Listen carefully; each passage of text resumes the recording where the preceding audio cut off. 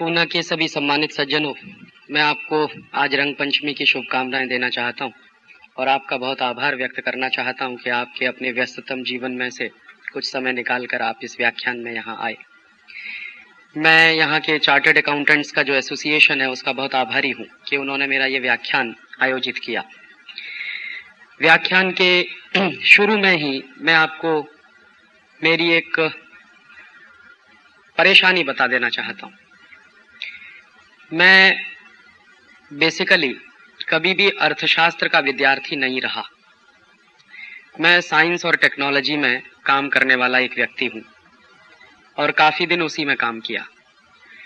देश की हालतों ने मुझे मजबूर कर दिया कि इस अर्थशास्त्र को समझा जाए, और जैसे जैसे मैं अर्थशास्त्र को समझने की कोशिश कर रहा हूँ तो ऐसा लग रहा है कि ये अर्थशास्त्र नहीं है, अनर्थशास्त्र है।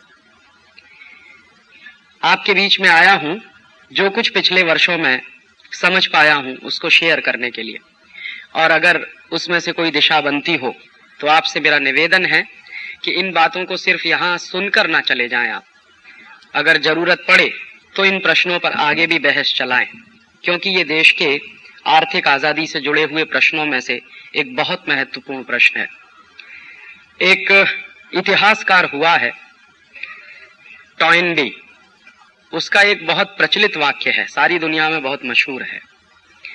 वो कहा करता था अक्सर, always economic subjugation leads political subjugation. अगर किसी देश में आर्थिक रूप से गुलामी आ जाती है तो फिर राजनीतिक गुलामी आती ही है। तो कहीं इस देश में जो दुर्घटनाएं घटित हो रही हैं उससे ऐसा लगने लगा है कि देश धीरे धीरे एक आर्थिक गुलामी में फंसता चला जा रहा है, और जो आर्थिक गुलामी में देश फंस रहा है उसके पीछे कोई नारे नहीं है, ठोस सच्चाइयां हैं, ठोस सबूत हैं जो ये सिद्ध कर रहे हैं कि देश आर्थिक गुलामी में फंस रहा है। 1991 में इस देश में एक सरकार बनी और उस सरकार ने ग्लोबलाइजेशन का एक नारा दिया।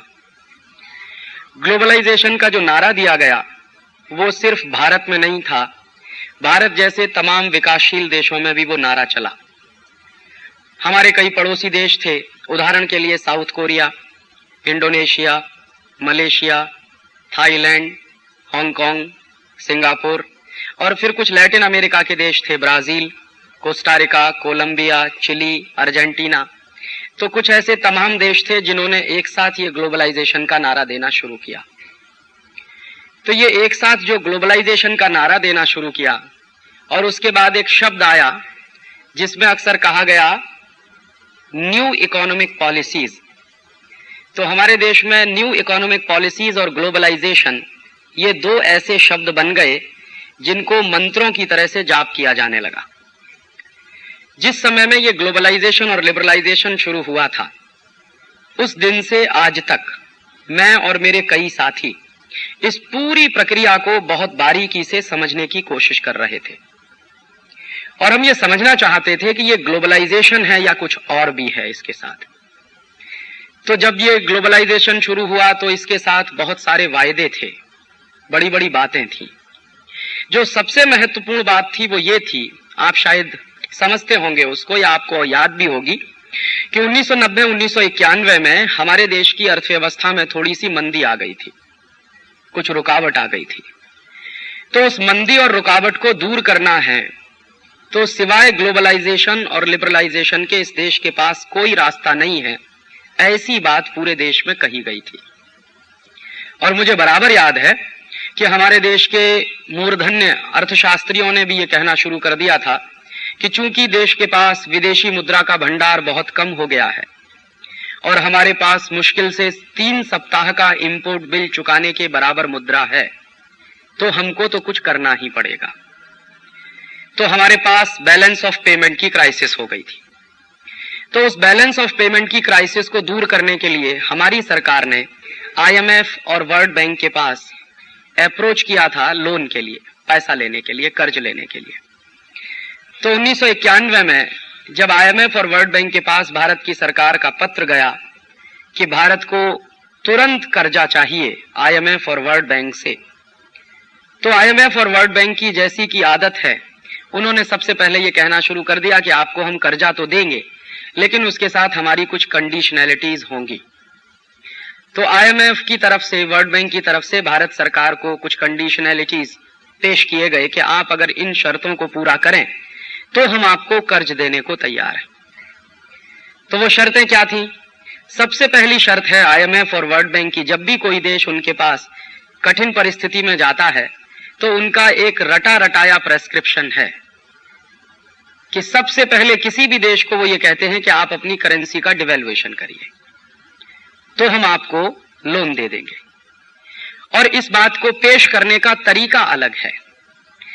वो ये कहते हैं कि आप अपनी करेंसी का डिवैल्यूएशन इसलिए करिए ताकि आपका एक्सपोर्ट ज्यादा हो जाए, और चूंकि आपका एक्सपोर्ट ज्यादा होगा तो आप ज्यादा डॉलर्स कमा सकेंगे, और जब आप ज्यादा डॉलर्स कमा सकेंगे तभी आप हमारे लिए हुए कर्ज को वापस कर सकेंगे।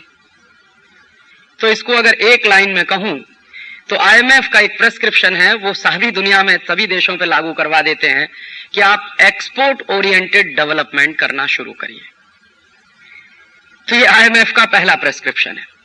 दूसरा उनका प्रेस्क्रिप्शन है कि आप जब एक्सपोर्ट ओरिएंटेड डेवलपमेंट करना शुरू कर देंगे तो फिर आप एक काम और करिए कि अपने देश का दरवाजा खोलिए ताकि मल्टीनेशनल कंपनियां आपके देश में आसानी से आ सकें, और उन मल्टीनेशनल कंपनियों पर आप जो पाबंदियां लगाते हैं, जो रिस्ट्रिक्शंस लगाते हैं, उनको आप कम से कम कर दीजिए या पूरी तरह से खत्म कर दीजिए ताकि आपके मार्केट में उनको व्यापार करने में कोई असुविधा ना हो। और क्यों मल्टीनेशनल्स को आप अपने मार्केट में बुलाइए कि आप अगर मल्टीनेशनल्स को बुलाएंगे अपने मार्केट में तो उनके साथ हाई टेक आएगा, टेक्नोलॉजी बहुत आएगी, और जब टेक्नोलॉजी बहुत आएगी तो आपके यहाँ क्वालिटी का माल बनना शुरू हो जाएगा, और जब आपके यहाँ क्वालिटी का माल बनना शुरू हो जाएगा तो ज्यादा से ज्यादा आप एक्सपोर्ट कर सकेंगे। तो मल्टीनेशनल्स भी आके आपके एक्सपोर्ट में प्रमोशन करेंगे और आपके निर्यात को बढ़ाएंगे।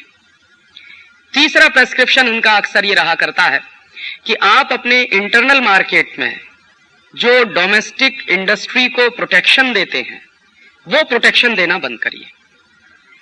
और अगर आप डोमेस्टिक इंडस्ट्री को प्रोटेक्शन दे रहे हैं तो उसके बारे में आईएमएफ का ये मानना है कि आप एक कंजर्वेटिव इकोनॉमी को चलाने की कोशिश कर रहे हैं। तो आप डोमेस्टिक इंडस्ट्रीज को प्रोटेक्शन मत दीजिए, मल्टीनेशनल्स को खुली छूट दे दीजिए, उनको पूंजी लाने की भी खुली छूट दे दीजिए और पूंजी ले जाने की भी खुली छूट दे दीजिए। उनके ऊपर किसी तरह की पाबंदी नहीं होनी चाहिए और आप सब के सब फ्री ट्रेड के लिए अपने आप को तैयार कर लीजिए। फिर इसके बाद कुछ और बातें भी बताई जाती हैं। जैसे एक बात ये बताई जाती है कि भारत की इकोनॉमी कॉम्पिटिटिव नहीं है, तो जब तक आप अपना दरवाजा नहीं खोलेंगे तो आपकी इकोनॉमी में कंपटीशन नहीं आएगा, और आपकी इकोनॉमी में कंपटीशन नहीं आएगा तो आपके देश के कंज्यूमर्स को उसका बहुत नुकसान होगा। तो आपकी इकोनॉमी में कंपटीशन आना चाहिए, कंज्यूमर्स को उसका फायदा होना चाहिए। इसके लिए बहुत जरूरी है कि बड़े मल्टीनेशनल्स को भारत में या अपने बाजार में आप आने की खुली छूट दीजिए।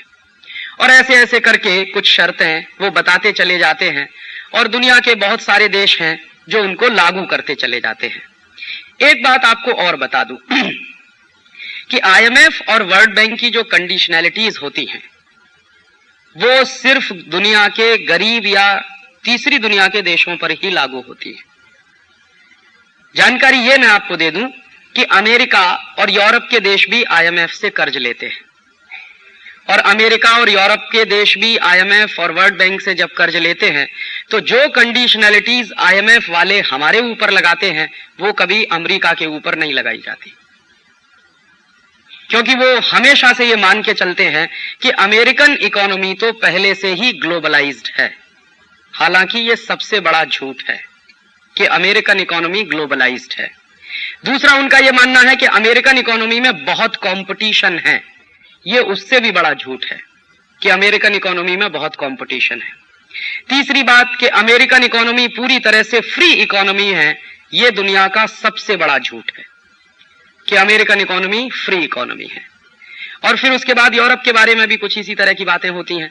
तो मेरे मन में अक्सर ये प्रश्न उठता रहा है कि जब वर्ल्ड बैंक और आईएमएफ से अमेरिका भी कर्ज लेता है, यूरोप के देश भी कर्ज लेते हैं, तो उनके ऊपर कंडीशनैलिटीज नहीं लगाई जाती और हमारे जैसे देश जब उनसे कर्ज लेने के लिए जाते हैं तो उनके ऊपर तत्काल कंडीशनैलिटीज लागू कर दी जाती है। तो एक बार मन में आया कि ये वर्ल्ड बैंक और आईएमएफ की व्यवस्था जो चलती है इसके बारे में समझना चाहिए कि ऐसी कौन सी खास बात है कि वो यूरोप और अमेरिकन ब्लॉक पर कभी कोई कंडीशन नहीं लगाते, अमेरिकन और यूरोपियन ब्लॉक के लिए कभी भी वो शर्तें नहीं लगाते जो दूसरी दुनिया के, तीसरी दुनिया के देशों पर वो लगाते हैं। तो उसका इतिहास बिल्कुल स्पष्ट ये बताता है कि ये बना कैसे वर्ल्ड बैंक और IMF. Actually second world war में यूरोप और अमेरिकन इकोनॉमी तबाह हो गई थी। यूरोप को ज्यादा नुकसान हुआ था, अमेरिका को कुछ कम नुकसान हुआ था। तो यूरोप और अमेरिका की इकोनॉमी जब सेकेंड वर्ल्ड वॉर में पूरी तरह से तबाह हुई तो उस इकोनॉमी को फिर से खड़ा करने के लिए दो इंस्टीट्यूट का जन्म हुआ वर्ल्ड बैंक और आईएमएफ के नाम पे। ब्रेटन वुड नाम की एक जगह है अमेरिका में, एक गांव जैसा है, अभी थोड़ा बड़ा शहर हो गया है। वहां पर एक एग्रीमेंट हुआ था जिसमें 44 देशों के प्रधानमंत्री और राष्ट्रपति शामिल हुए थे। उन लोगों ने एक एग्रीमेंट किया था जिसका नाम है ब्रेटन वुड्स एग्रीमेंट। तो उस ब्रेटन वुड्स एग्रीमेंट के आधार पर आईएमएफ और वर्ल्ड बैंक का जन्म हुआ सेकेंड वर्ल्ड वॉर के बाद। तो जब से ये आईएमएफ और वर्ल्ड बैंक का जन्म हुआ है तब से वहां एक पॉलिसी चलती है। पॉलिसी ये चलती है कि आईएमएफ और वर्ल्ड बैंक में जो मेंबर कंट्रीज हैं वहां बिल्कुल डेमोक्रेसी नहीं है। वन मेंबर वन वोट कभी नहीं होता आईएमएफ में और ना वर्ल्ड बैंक में होता है।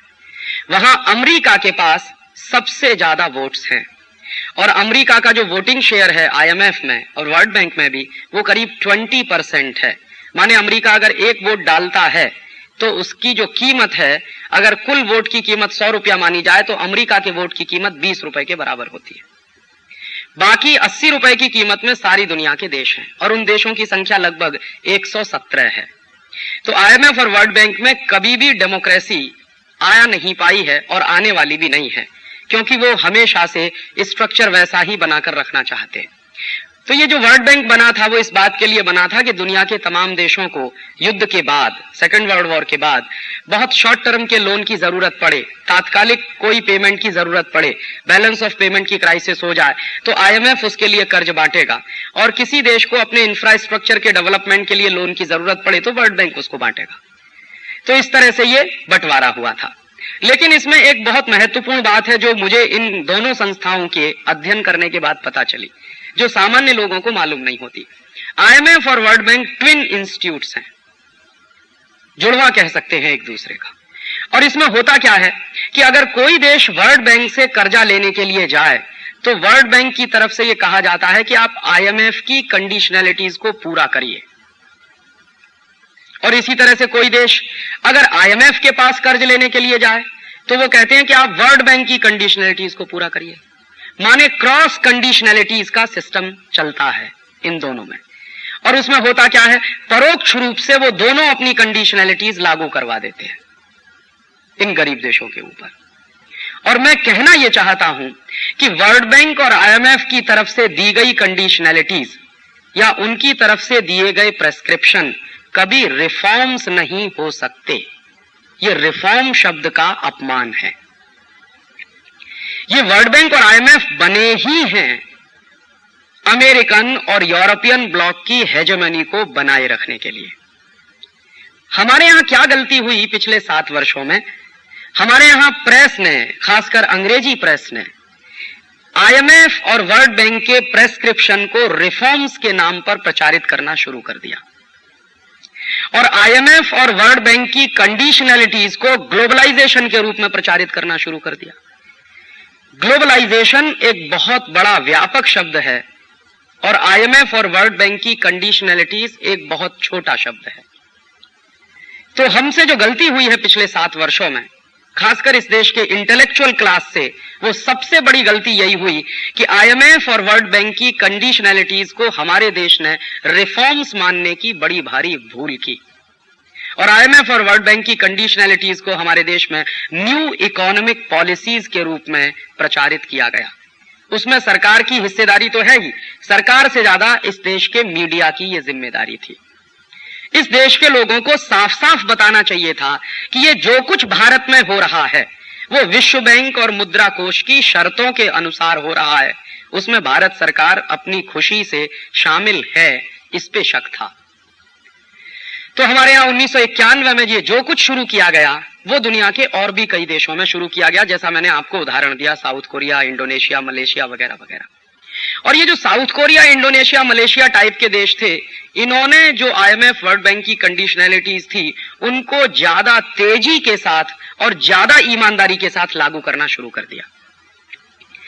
तो आईएमएफ की सबसे ज्यादा ईमानदारी के साथ अगर किसी देश ने रिफॉर्म्स को अपने यहां चलाया पूरी ईमानदारी से, तो वो देश है south Korea. South Korean government ने 91 से लगातार जो आईएमएफ ने कहा, जो वर्ल्ड बैंक ने कहा, वैसा ही किया, क्योंकि हर बार उनको लोन लेना था शॉर्ट टर्म का आईएमएफ से, तो हर बार उन्होंने उनकी कंडीशनलिटीज को मानना शुरू कर दिया। तो जैसे आईएमएफ ने साउथ कोरियन गवर्नमेंट को कहा कि आप अपने मार्केट को ओपन कर दीजिए, अमेरिकन कंपनियों को आने दीजिए, यूरोपियन कंपनियों को आने दीजिए, तो साउथ कोरियन गवर्नमेंट ने खोल दिया अपने मार्केट को।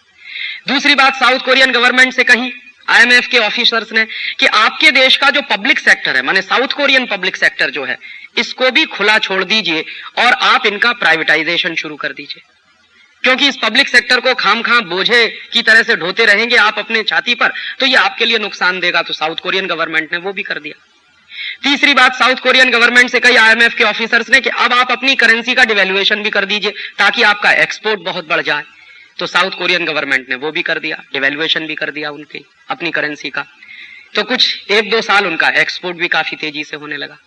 फिर चौथी बात उन्होंने ये कहना शुरू किया कि आपके अपने मार्केट में जो डोमेस्टिक इंडस्ट्रीज हैं साउथ कोरिया की, उनके ऊपर जो आपने प्रोटेक्शन दे रखे हैं, उन प्रोटेक्शंस को विड्रॉ कर लीजिए, ताकि south Korean industries American industries के साथ कंपटीशन में आ सकें।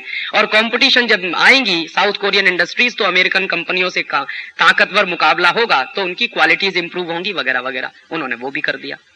फिर उसके बाद उन्होंने कहा कि आप अपने फाइनेंशियल मार्केट को खोल दीजिए।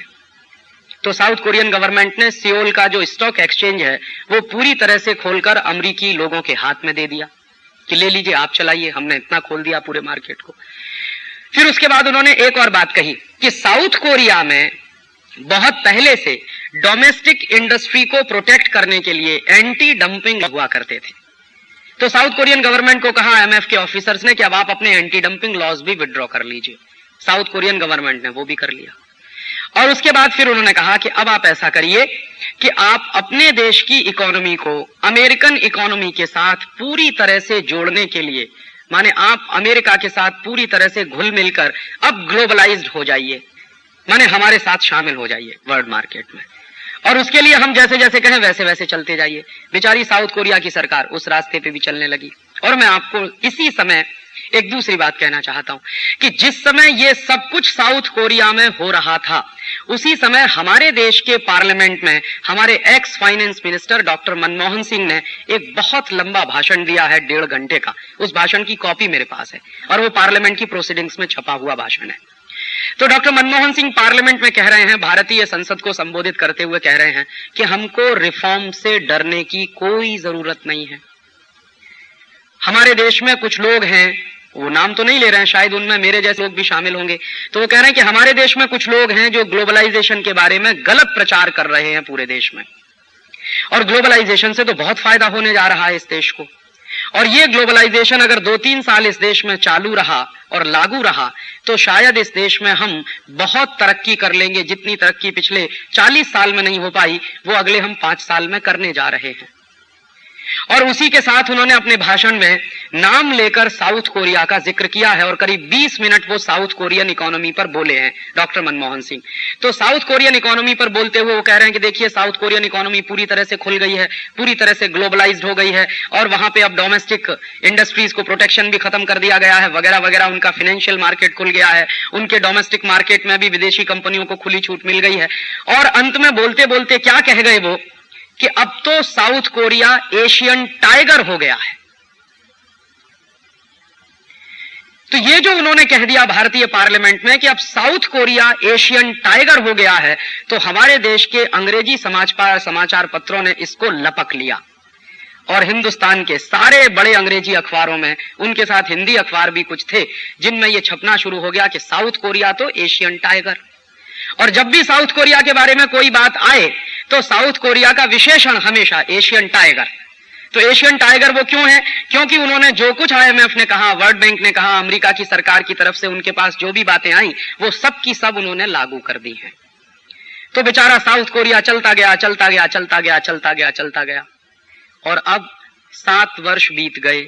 साउथ कोरिया की सरकार को एक दिन लगा कि जो कुछ हमने 7 साल पहले चालू किया था उसके परिणाम तो दिखते नहीं कहीं भी, और उल्टी स्थिति जरूर दिखाई दे रही है साउथ कोरिया में। क्या उल्टी स्थिति दिखाई दे रही है?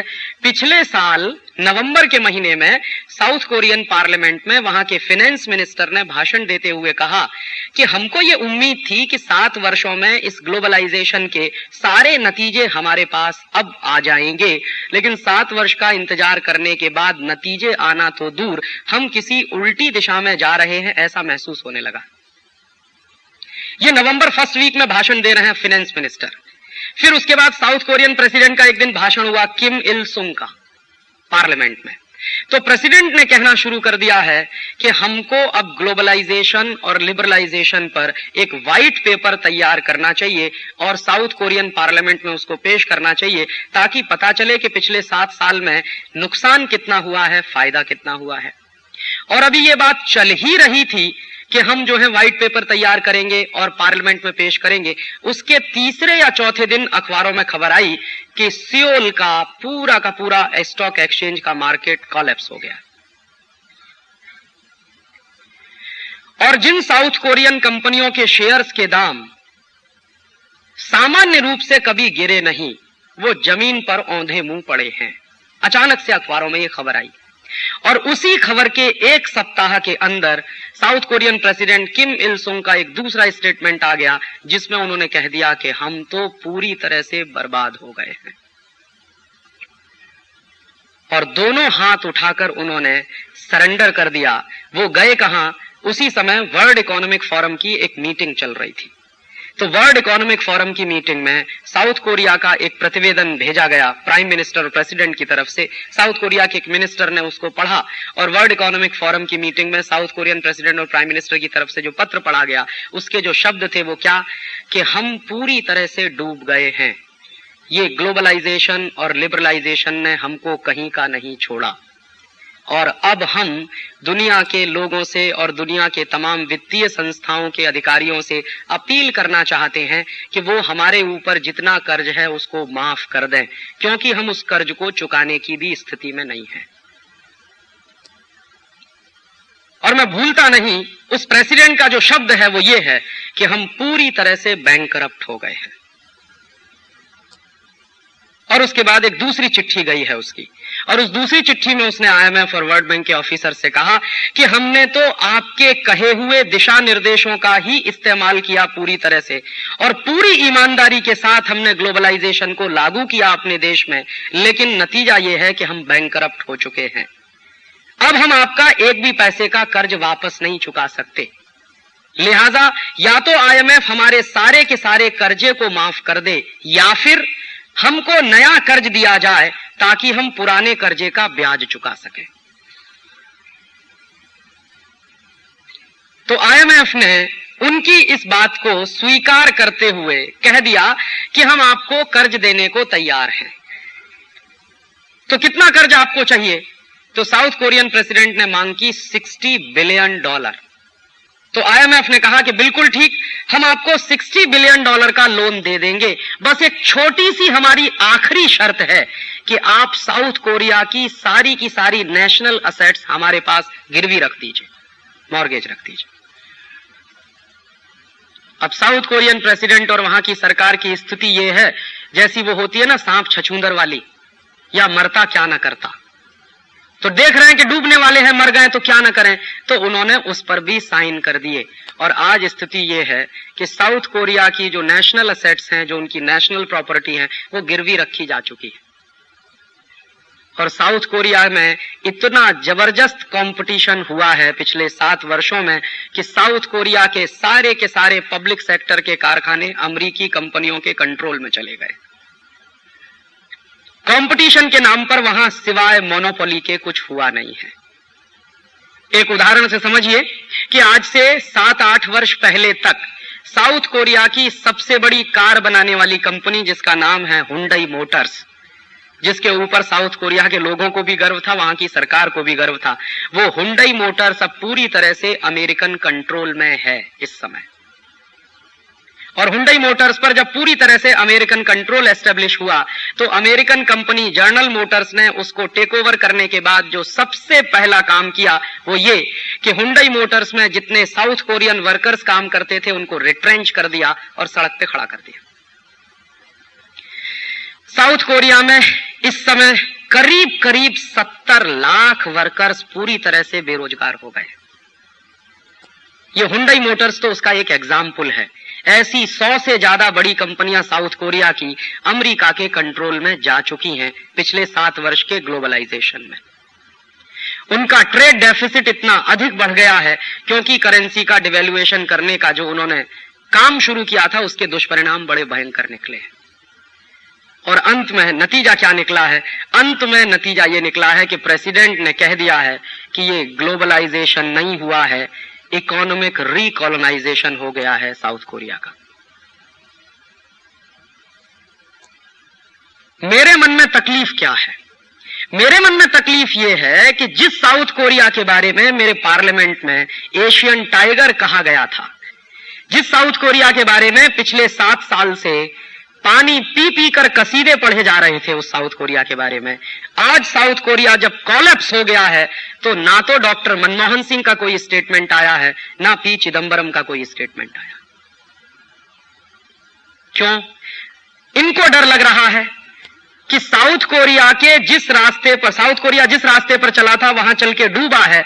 अब अगर हमने कुछ कहना शुरू किया तो इस देश के सामने हमारी भी पोल पट्टी खुल जाएगी, क्योंकि हमने भी रास्ता तो वही पकड़ा है जो साउथ कोरियन गवर्नमेंट ने पकड़ा था 1991 में।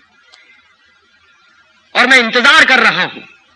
साउथ कोरिया जब कोलैप्स हुआ उसके बाद लगातार 15 दिन मैंने हर अखबार पढ़ा, देखें हिंदुस्तान के फाइनेंस मिनिस्टर क्या कहते हैं, देखें हिंदुस्तान के एक्स फाइनेंस मिनिस्टर क्या कहते हैं, देखें हिंदुस्तान के वो तमाम अर्थशास्त्री क्या कहते हैं जिन्होंने हिंदुस्तान में ढोल पीट पीट कर ग्लोबलाइजेशन का समर्थन किया था, और देखें हिंदुस्तान के वो बड़े इंस्टीट्यूट क्या कहते हैं जो इस देश में उद्योगपतियों के सुरक्षा का दावा करने वाले इंस्टीट्यूट हैं, वो क्या कहते हैं साउथ कोरिया के बारे में। आज तक किसी ने मुंह नहीं खोला है। एसओ कैम्प में मैं गया, मैंने पूछा कि क्यों नहीं बोलते इस पर। कहने लगे राजीव भाई किस मुंह से बोलें। फिक्की के लोगों को कहा कि आप क्यों नहीं बोलते इस पर, तो कहने लगे किस मुंह से बोलें, हम ही तो थे जो ढोल पीट पीट के कह रहे थे कि ग्लोबलाइजेशन हिंदुस्तान में स्वर्ग ले आएगा। अब हम कैसे कहें इस बात को। और अब साउथ कोरियन फाइनेंस मिनिस्टर के स्टेटमेंट को मैं कोट करना चाहता हूं। उनका यह कहना है कि पिछले 7 साल में जो बर्बादी हो गई है हमारी अर्थव्यवस्था की, इस बर्बादी को अगर हम ठीक करें और अपने देश को फिर से खड़ा करने की कोशिश करें तो हमको कम से कम 20 साल लग जाएंगे।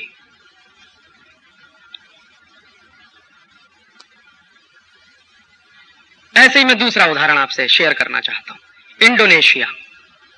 इंडोनेशिया वो देश है जहां स्टेबल गवर्नमेंट है पिछले 40 साल से, 45 साल से। बहुत लोगों को यह गलतफहमी है इस देश में कि हमारे यहां चूंकि पॉलिटिकल अनस्टेबिलिटी ज्यादा है इसलिए इस देश में प्रॉब्लम्स ज्यादा हैं। मैं इस मिथक को दूर करना चाहता हूं। इंडोनेशिया में पिछले 45 साल से भयंकर स्टेबिलिटी है और पिछले 35 साल से एक ही व्यक्ति राष्ट्रपति बनता चला आ रहा है, सुकर्णो। 7 बार वो राष्ट्रपति बन चुका है और वहां के एक बार के राष्ट्रपति का टर्म 5 साल का होता है।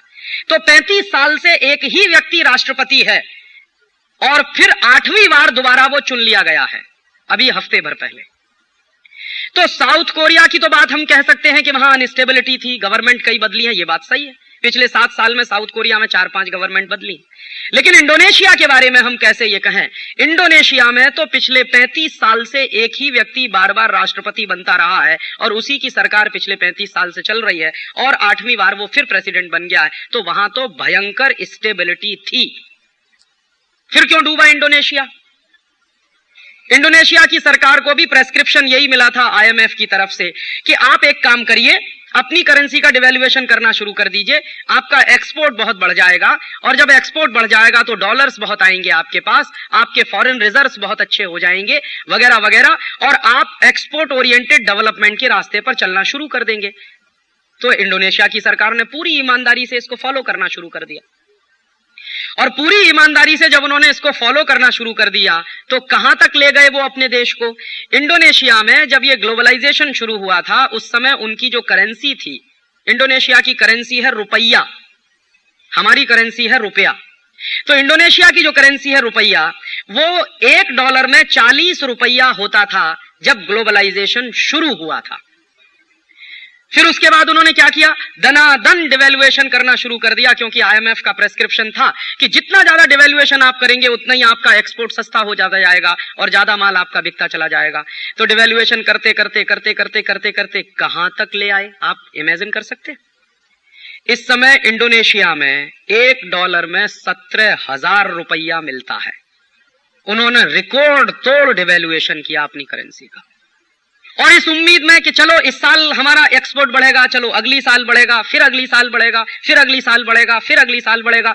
तो 7 साल से वो सपना देखते हुए आए हैं कि अब देखो एक्सपोर्ट बढ़ गया, अब देखो एक्सपोर्ट बढ़ गया, अब देखो एक्सपोर्ट बढ़ गया। और इस समय स्थिति यह है इंडोनेशिया की कि उनका एक्सपोर्ट पूरी तरह से ठप है। और अब इंडोनेशिया में कह दिया वहां के प्रेसिडेंट सुकर्नो साहब ने कि हमने अपने जीवन में ब्लंडर्स किए, जो आईएमएफ के कहने पर ग्लोबलाइजेशन हमने चालू किया अपने देश में। ये इंडोनेशिया के प्रेसिडेंट का स्टेटमेंट है। प्रेसिडेंटशिप की शपथ लेने के तुरंत बाद उसने जो भाषण दिया है इंडोनेशिया की पार्लियामेंट में, उसके शब्द ये हैं कि हमने ब्लंडर्स किए हैं, माने भयंकर भूल की है जो आईएमएफ के कहने पर अपने देश में ये ग्लोबलाइजेशन चालू किया हमने। नतीजे क्या निकले हैं, इंडोनेशिया भी पूरी तरह से डूब चुका है और वहां की सरकारें भी कह रही हैं कि अब इस देश को वापस खड़ा करने में कम से कम 15 से 20 साल लग जाएंगे। इंडोनेशिया की खबरें भारत में करीब करीब रुकी हुई हैं, क्योंकि हमारे देश के अखबारों में अभी इतनी चेतना का स्तर नहीं उठ पाया है कि जिन देशों में ये दुर्घटनाएं हो रही हैं उनका कवरेज ठीक से करें। कभी कभी घटनाएं आ जाती हैं छिटपुट, जैसे अभी परसों में देख रहा था एक फोटोग्राफ है इंडोनेशिया का कि पुलिस लाठीचार्ज कर रही है और किसानों का भयंकर प्रदर्शन हो रहा है पार्लियामेंट के बाहर। तो आर्मी खड़ी हुई है तोप लेकर, वो फोटोग्राफ मैंने देखा एक अखबार में। खबर क्या है, खबर नहीं है, खबर का ब्लॉकआउट किया गया, बस 2 लाइन में लिख दिया गया है कि इकोनॉमिक लिबरलाइजेशन के बाद जो वहां भयंकर बेरोजगारी हुई है, गरीबी पैदा हुई है और लोगों में जो मारामारी पैदा हो गई है, उसकी वजह से रोज पार्लियामेंट के सामने प्रदर्शन होते हैं, रोज पुलिस का लाठीचार्ज होता है, रोज आर्मी अपने डंडे बरसाती है, गोले चलते हैं, बारूद चलती है, बंदूकें चलती हैं और रोज लोग मरते हैं। उसका एक नमूना है। और एक और देश है थाईलैंड, उसकी तो गजब ही कहानी है ग्लोबलाइजेशन।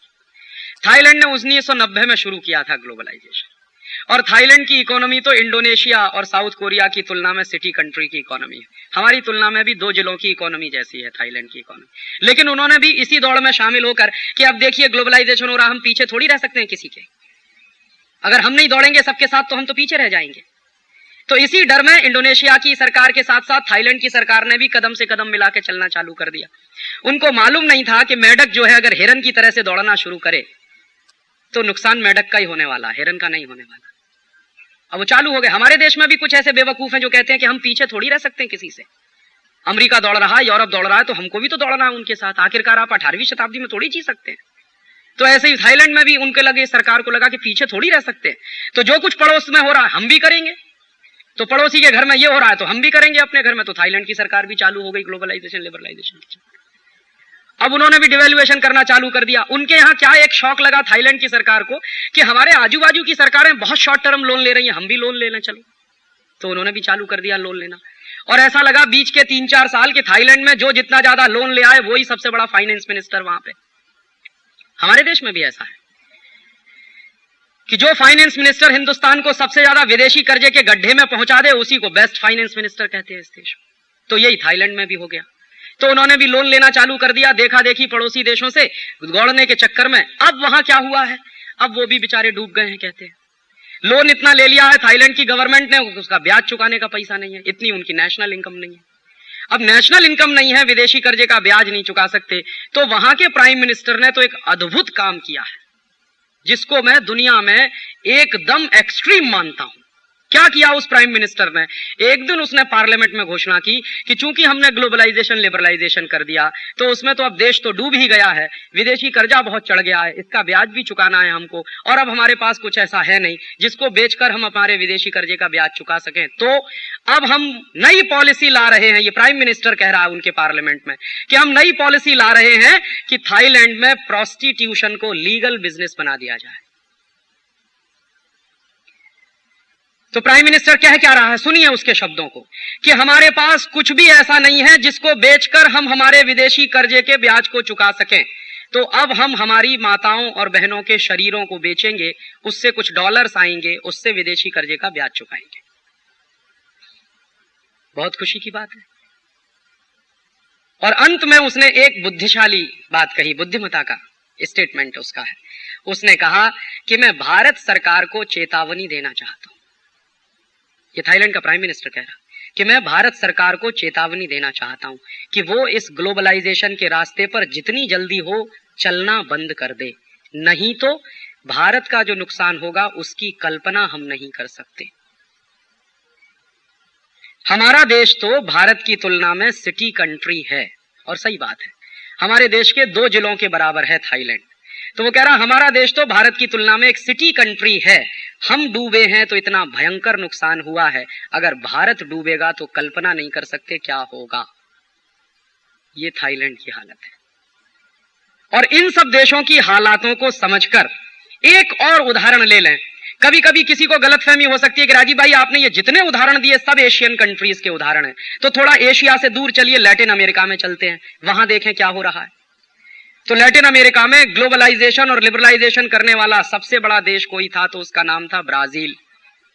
ब्राजील ने 1988 से ये चक्कर चालू कर दिया अपने देश में, और 1988 से चला जो ग्लोबलाइजेशन लिबरलाइजेशन ब्राजील में, तो उसके नतीजे क्या निकले? 1995 में आके पूरा का पूरा ब्राजील की इकोनॉमी कोलैप्स हो गई।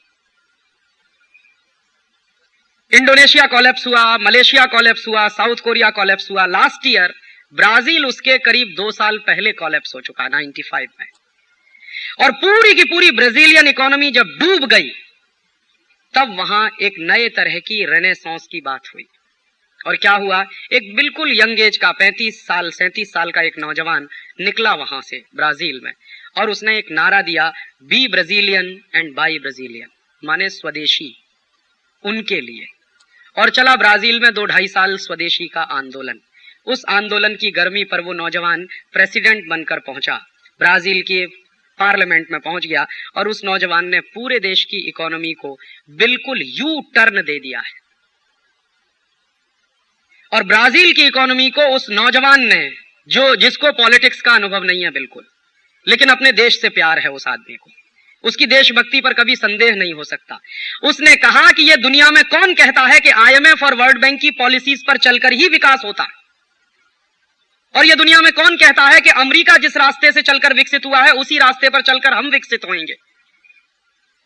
यह कौन कहता है कि यूरोप में जो अर्थशास्त्र की परिभाषाएं हैं वही अर्थशास्त्र की परिभाषाएं सारी दुनिया पे लागू होंगी एक साथ।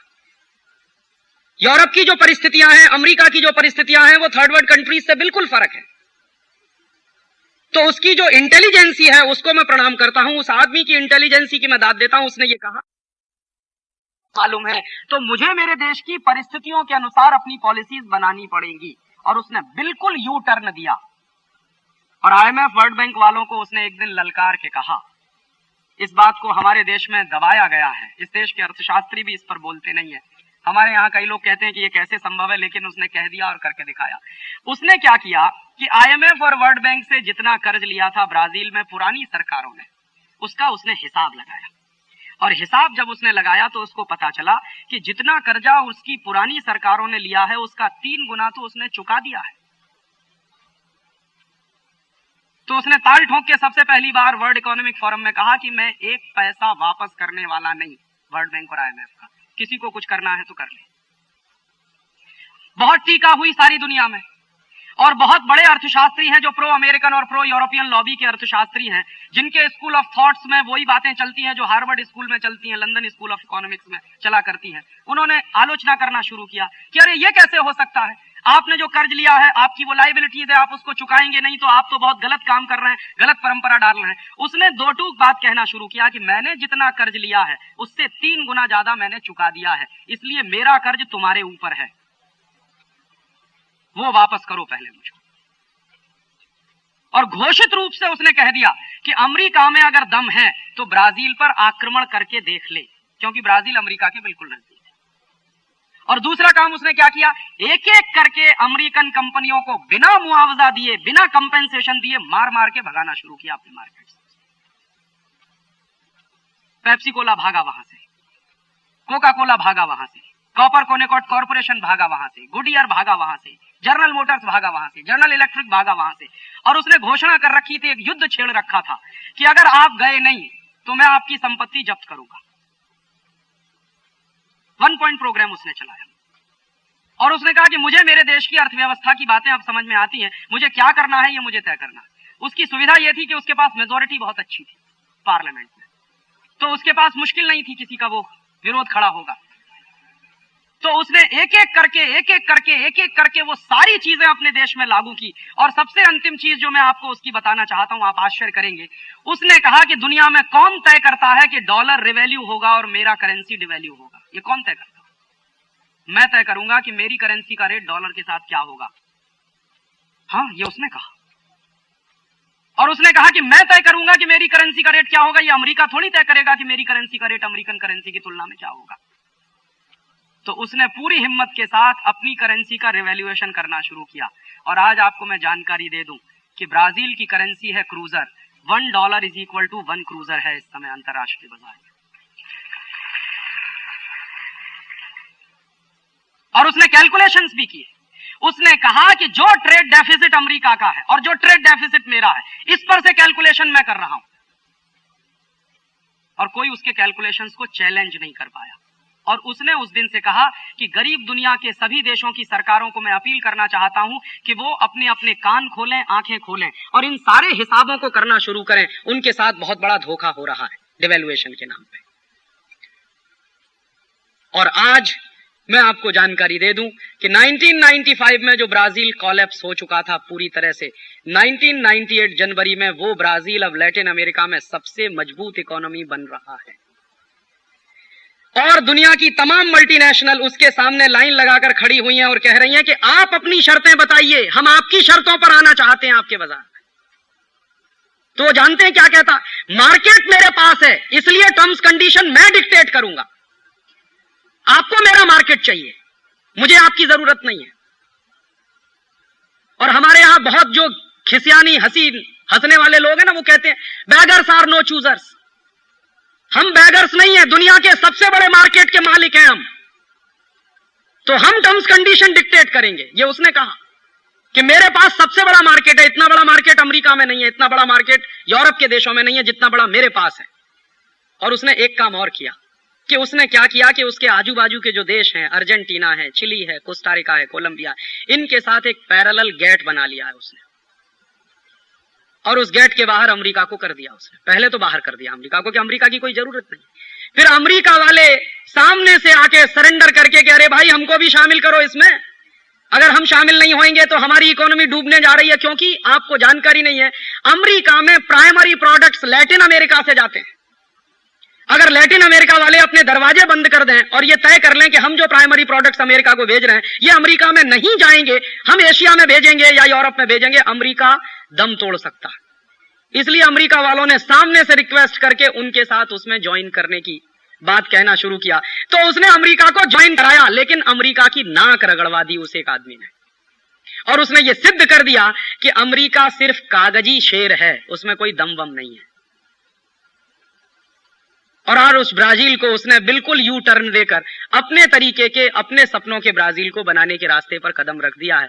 और वो इकोनॉमी जो चला रहा है, वो इकोनॉमी कुछ ऐसी खास बात नहीं है, वो स्वदेशी का बहुत स्ट्रॉन्ग सपोर्टर है। और वो कहता है कि कोई माल मेरे देश में पैदा होता है और मेरे देश की इकोनॉमी में मेरे देश के लोगों को उससे रोजगार मिलता है, तो मैं क्यों ना वो माल इस्तेमाल करूं, विदेशी माल क्यों खरीदूं अपनी मार्केट में। ये उसका एक छोटा सा सर्वमान्य प्रिंसिपल है। तो ये दो परिस्थितियां अलग अलग कि एक तरफ एशियन देश हैं जो डूबे हैं और एक तरफ लैटिन अमेरिका में जो सबसे ज्यादा बर्बाद होकर उभर रहा है ब्राजील। ये दो कहानी हम सबके सामने है, और तब इन दो कहानियों के रेफरेंस के साथ मैं मेरे देश की चर्चा आपसे करना चाहता हूं कि मेरे देश में क्या हो रहा है। मेरे देश में भी 1991 से ग्लोबलाइजेशन हो रहा है, और हमारे यहां भी ग्लोबलाइजेशन के नाम पर हमारे देश की इकोनॉमी में जो रिसेशन आया था 1990-91 में, उस रिसेशन को दूर करने के लिए ग्लोबलाइजेशन की बात कही गई थी। इसको मत भूलिए, बार बार मैं रेखांकित करना चाहता हूं। 1990 के इकोनॉमिक रिसेशन को दूर करने के लिए ग्लोबलाइजेशन हुआ था, एक बात। और दूसरी बात, हमारे पास इंपोर्ट बिल भरने का पैसा नहीं है, सिर्फ 3 सप्ताह का बिल हम दे सकते हैं। इतनी हमारे पास विदेशी मुद्रा की कमी है, इतनी बीओपी क्राइसिस है। तो इस बीओपी क्राइसिस को दूर करना है तो आईएमएफ, वर्ल्ड बैंक के पास जाना ही पड़ेगा। इन दो बातों के साथ इस देश में ग्लोबलाइजेशन शुरू हुआ था। तो क्या क्या किया हमारी सरकार ने? हमारी सरकार ने वो सब कुछ लागू किया जो आईएमएफ ने कहा, वर्ल्ड बैंक ने कहा। बस इतनी सी बात थी कि आईएमएफ और वर्ल्ड बैंक ने जो कुछ हमारी सरकारों से कहा उसको थोड़े कम स्पीड से इस देश में लागू किया गया। अच्छा ही हुआ, नहीं तो हमारी हालत अब तक साउथ कोरिया जैसी हो गई होती। देर नहीं लगी होती हमको भी वो हालत में पहुंचने में। तो शुरू हुए इस देश में रिफॉर्म्स। तो सबसे पहला काम क्या हुआ? करेंसी का डिवैल्यूएशन किया गया। तर्क क्या था उसके पीछे?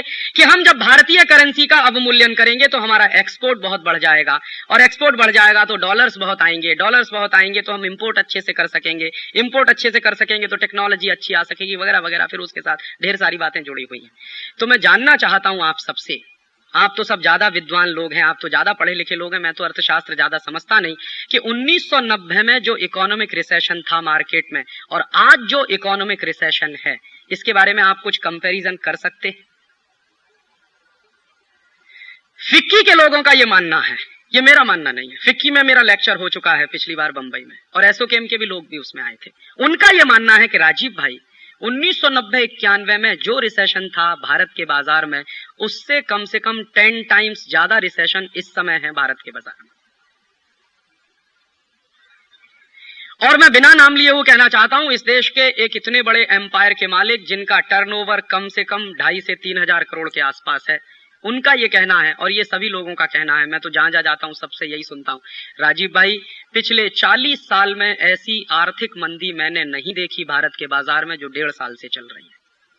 तो पिछले 40 साल में ऐसी मंदी अगर नहीं आई भारत के बाजार में जो पिछले 1.5 साल से चल रही है, तो प्रश्न उठता है कि हमारे यहां तो ग्लोबलाइजेशन मंदी दूर करने के लिए शुरू हुआ था। तो जब ग्लोबलाइजेशन इस देश की मंदी दूर करने के लिए हुआ था शुरू, तो मंदी ही इस देश में अगर ज्यादा बढ़ रही है तो कहीं ऐसा तो नहीं है कि गलत रास्ते पर आप चल रहे हैं? अगर आप डॉक्टर के पास जा रहे हैं और डॉक्टर साहब आपको दवा दे रहे हैं, दवा लगातार खाने के बाद भी आपका टेम्परेचर बढ़ता चला जा रहा है, तो क्या बुद्धिमानी आप करना पसंद करेंगे? उसी डॉक्टर पर भरोसा करेंगे जो टेम्परेचर इतना बढ़ा चुका है कि आपकी मृत्यु हो जाए, या कोई नया डॉक्टर पसंद करेंगे? बुद्धिमत्ता क्या कहती है? अगर आप इडियट होंगे तो वो जो डॉक्टर पिछले कुछ वर्षों से आपके ऊपर एक्सपेरिमेंट कर रहा है, उसी को एक्सपेरिमेंट करते देने देंगे, और हो सकता है उसमें आपका घर भी चला जाए, आपका स्वास्थ्य भी चला जाए, और आप भी चले जाएं। और अगर आप इंटेलिजेंट होंगे तो तुरंत अपना डॉक्टर बदलेंगे। क्यों? क्योंकि आपको डॉक्टर की बुद्धि पर कहीं ना कहीं एक क्वेश्चन मार्क लगना शुरू हो जाएगा कि कहीं ऐसा तो नहीं कि डॉक्टर का डायग्नोसिस गलत हो। मान लीजिए बीमारी आपको कुछ और है और डॉक्टर दवा कुछ और दे रहा है, तो उसका साइड इफेक्ट है कि टेम्परेचर बढ़ता चला जा रहा है, तो आपको तुरंत लगेगा कि शायद डॉक्टर का डायग्नोसिस गलत हो। या यह भी लग सकता है कि डॉक्टर का डायग्नोसिस गलत नहीं हो, लेकिन डॉक्टर ने जो दवाएं प्रेस्क्राइब की हैं वो गलत हो। तो आप एक नहीं 10 डॉक्टर्स बदलना पसंद करेंगे, क्योंकि अपने जीवन के साथ रिस्क कोई नहीं लेना चाहता। तो देश की जिंदगी के साथ रिस्क कैसे लिया जा सकता है? मैं तो सिर्फ एक छोटा सा प्रश्न करता हूं इस देश के उन तमाम अर्थशास्त्रियों से जिनको अब जवाब देने के लिए जगह नहीं है इस देश में, जिन्होंने कभी ग्लोबलाइजेशन का समर्थन किया था। मैं उनसे सिर्फ इतना सा पूछता हूं कि 1990 में जो मंदी थी, वो मंदी दूर करने के लिए अगर आपने लिबरलाइजेशन, ग्लोबलाइजेशन किया था, तो मंदी दूर क्यों नहीं हुई? उल्टे मंदी और बढ़ क्यों गई? और दूसरा कि हमारे देश का जो विदेशी मुद्रा का अकाउंट था, जो खाता था, उसमें जो विदेशी मुद्रा थी हमारे पास कितनी थी? कितनी विदेशी मुद्रा थी? तो भारत सरकार के आंकड़े बताते हैं कि 1991-92 में हमारे पास जो विदेशी मुद्रा का अकाउंट है उसमें $7 to 8 बिलियन था बस। तो उस विदेशी मुद्रा के खाते को भरने के लिए हमने हमारे देश में ग्लोबलाइजेशन चालू किया था। तो मैं पूछना चाहता हूं कि पिछले 7 साल में हमारे विदेशी मुद्रा का खाता कितना भर गया? कितना भरा है खाता? तो अभी भारत सरकार के फिगर्स हैं, वो ये कहते हैं कि कम से कम इस समय हमारे देश के विदेशी मुद्रा खाते में $30 बिलियन जमा है। तो वो ये कह देते हैं कि $7 बिलियन था, अब हमने $30 बिलियन कर दिया, इसका माने $23 बिलियन ज्यादा आ गया। लेकिन प्रश्न ये है कि ये जो $23 बिलियन ज्यादा आया, ये आया कहां से?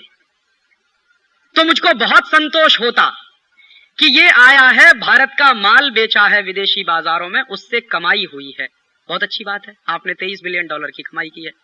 लेकिन फिर मैंने जब एक बार पार्लियामेंट में सवाल पूछवाया, पिछला पार्लियामेंट जो डिसॉल्व हुआ, तो भारत सरकार का जवाब आया कि इसमें से अधिकांश आया है विदेशी कर्जे के रूप में।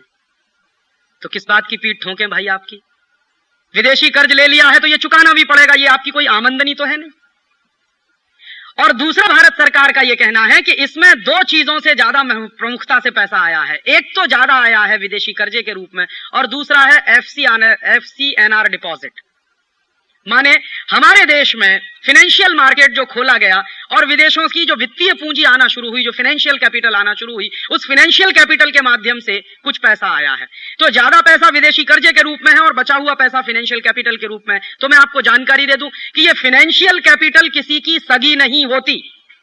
ये आज आपके मार्केट में है, कल आपके मार्केट से सिंगापुर चली जाएगी, परसों हांगकांग चली जाएगी, फिर थाईलैंड चली जाएगी, फिर टोक्यो भी चली जाएगी। ये किसी की सगी नहीं होती। फाइनेंशियल कैपिटल के बारे में बिल्कुल भरोसा नहीं किया जा सकता। और किसी भी देश के बाजार में अगर ज्यादा फाइनेंशियल कैपिटल आ गया तो इसका मतलब यह भी नहीं है कि उस देश में उत्पादकता बढ़ गई है।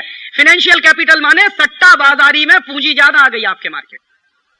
और अगर सट्टा बाजार में, शेयर बाजार में कुछ ज्यादा पूंजी आ गई है बाजार में, तो उससे ना तो उत्पादन बढ़ने के संकेत मिलते हैं, ना तो उससे रोजगार बढ़ने के संकेत मिलते हैं, ना उससे देश का GDP बढ़ने का संकेत मिलता है, ना उससे देश का एक्सपोर्ट बढ़ने का संकेत मिलता है। वो तो जुए का लक्ष्मी है, जुए की पूंजी है। वो आज आपके पास है, कल किसी और के पास चली जाएगी।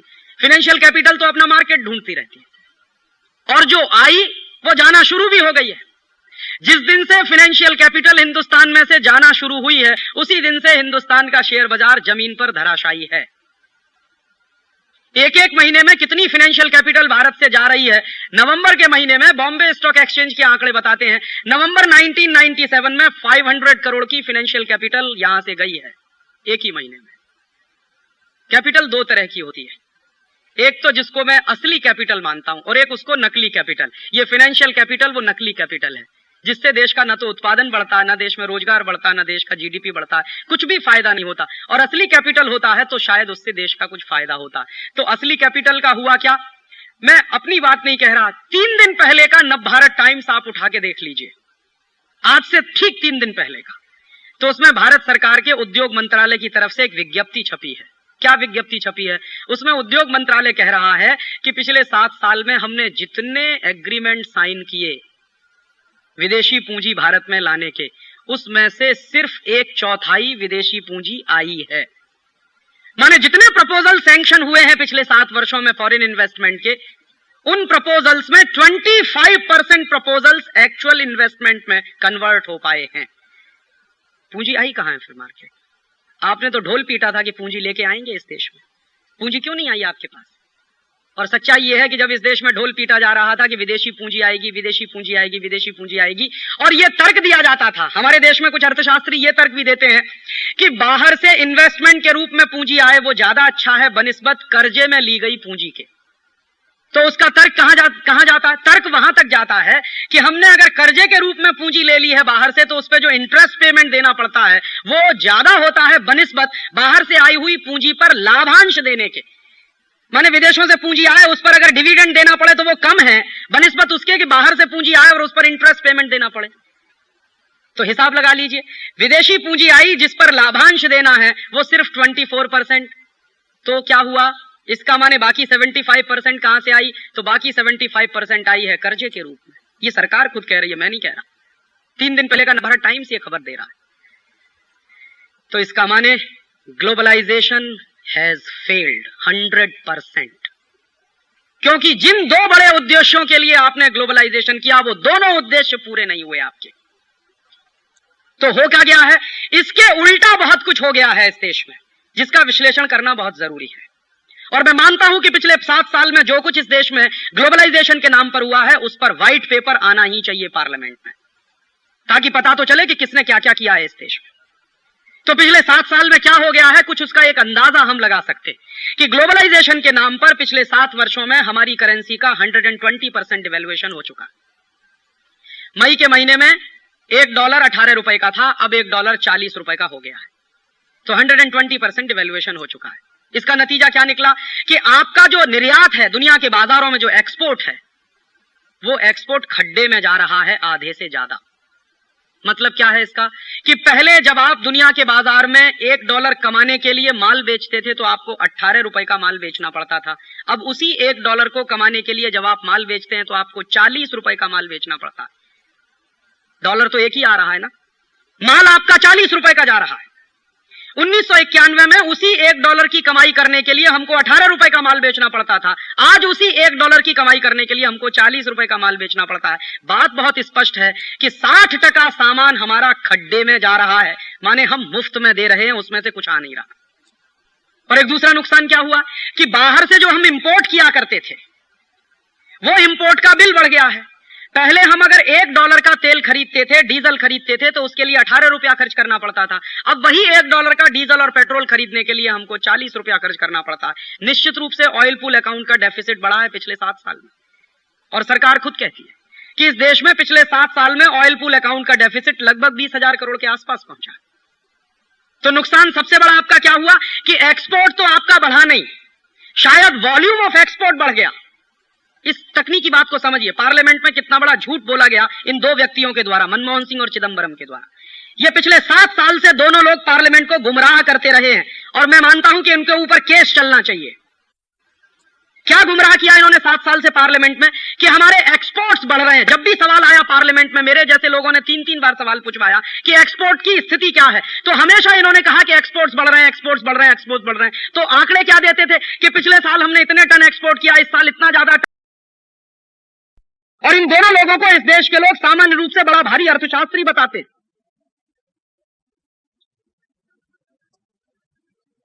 अब ये इंटेलेक्चुअल प्रोस्टिट्यूशन है कि अर्थशास्त्र है, तय करें हम इसको कि 7 साल से पार्लियामेंट में आप झूठ बोलते रहे, पूरे देश की जनता को गुमराह करते रहे कि हमारे एक्सपोर्ट्स, वॉल्यूम ऑफ एक्सपोर्ट्स बढ़ रहे हैं। वॉल्यूम ऑफ एक्सपोर्ट से मुझे क्या लेना देना, एक्सपोर्ट अर्निंग्स बताइए कितनी बढ़ रही। अब वो बात खुली है। अब वो बात कैसे खुली है, जब सरकार जाने को हुई है तो हमारे देश के फाइनेंस सेक्रेटरी ने एक दिन कहीं कुछ कह दिया होगा, किसी पत्रकार ने उनको खींचा होगा, ग्रिल किया होगा, तो उनके मुंह से निकल गया होगा। तो उन्होंने कह दिया कि एक्सपोर्ट अर्निंग्स में तो बहुत बुरी तरह से कमी आई है पिछले 7 साल में।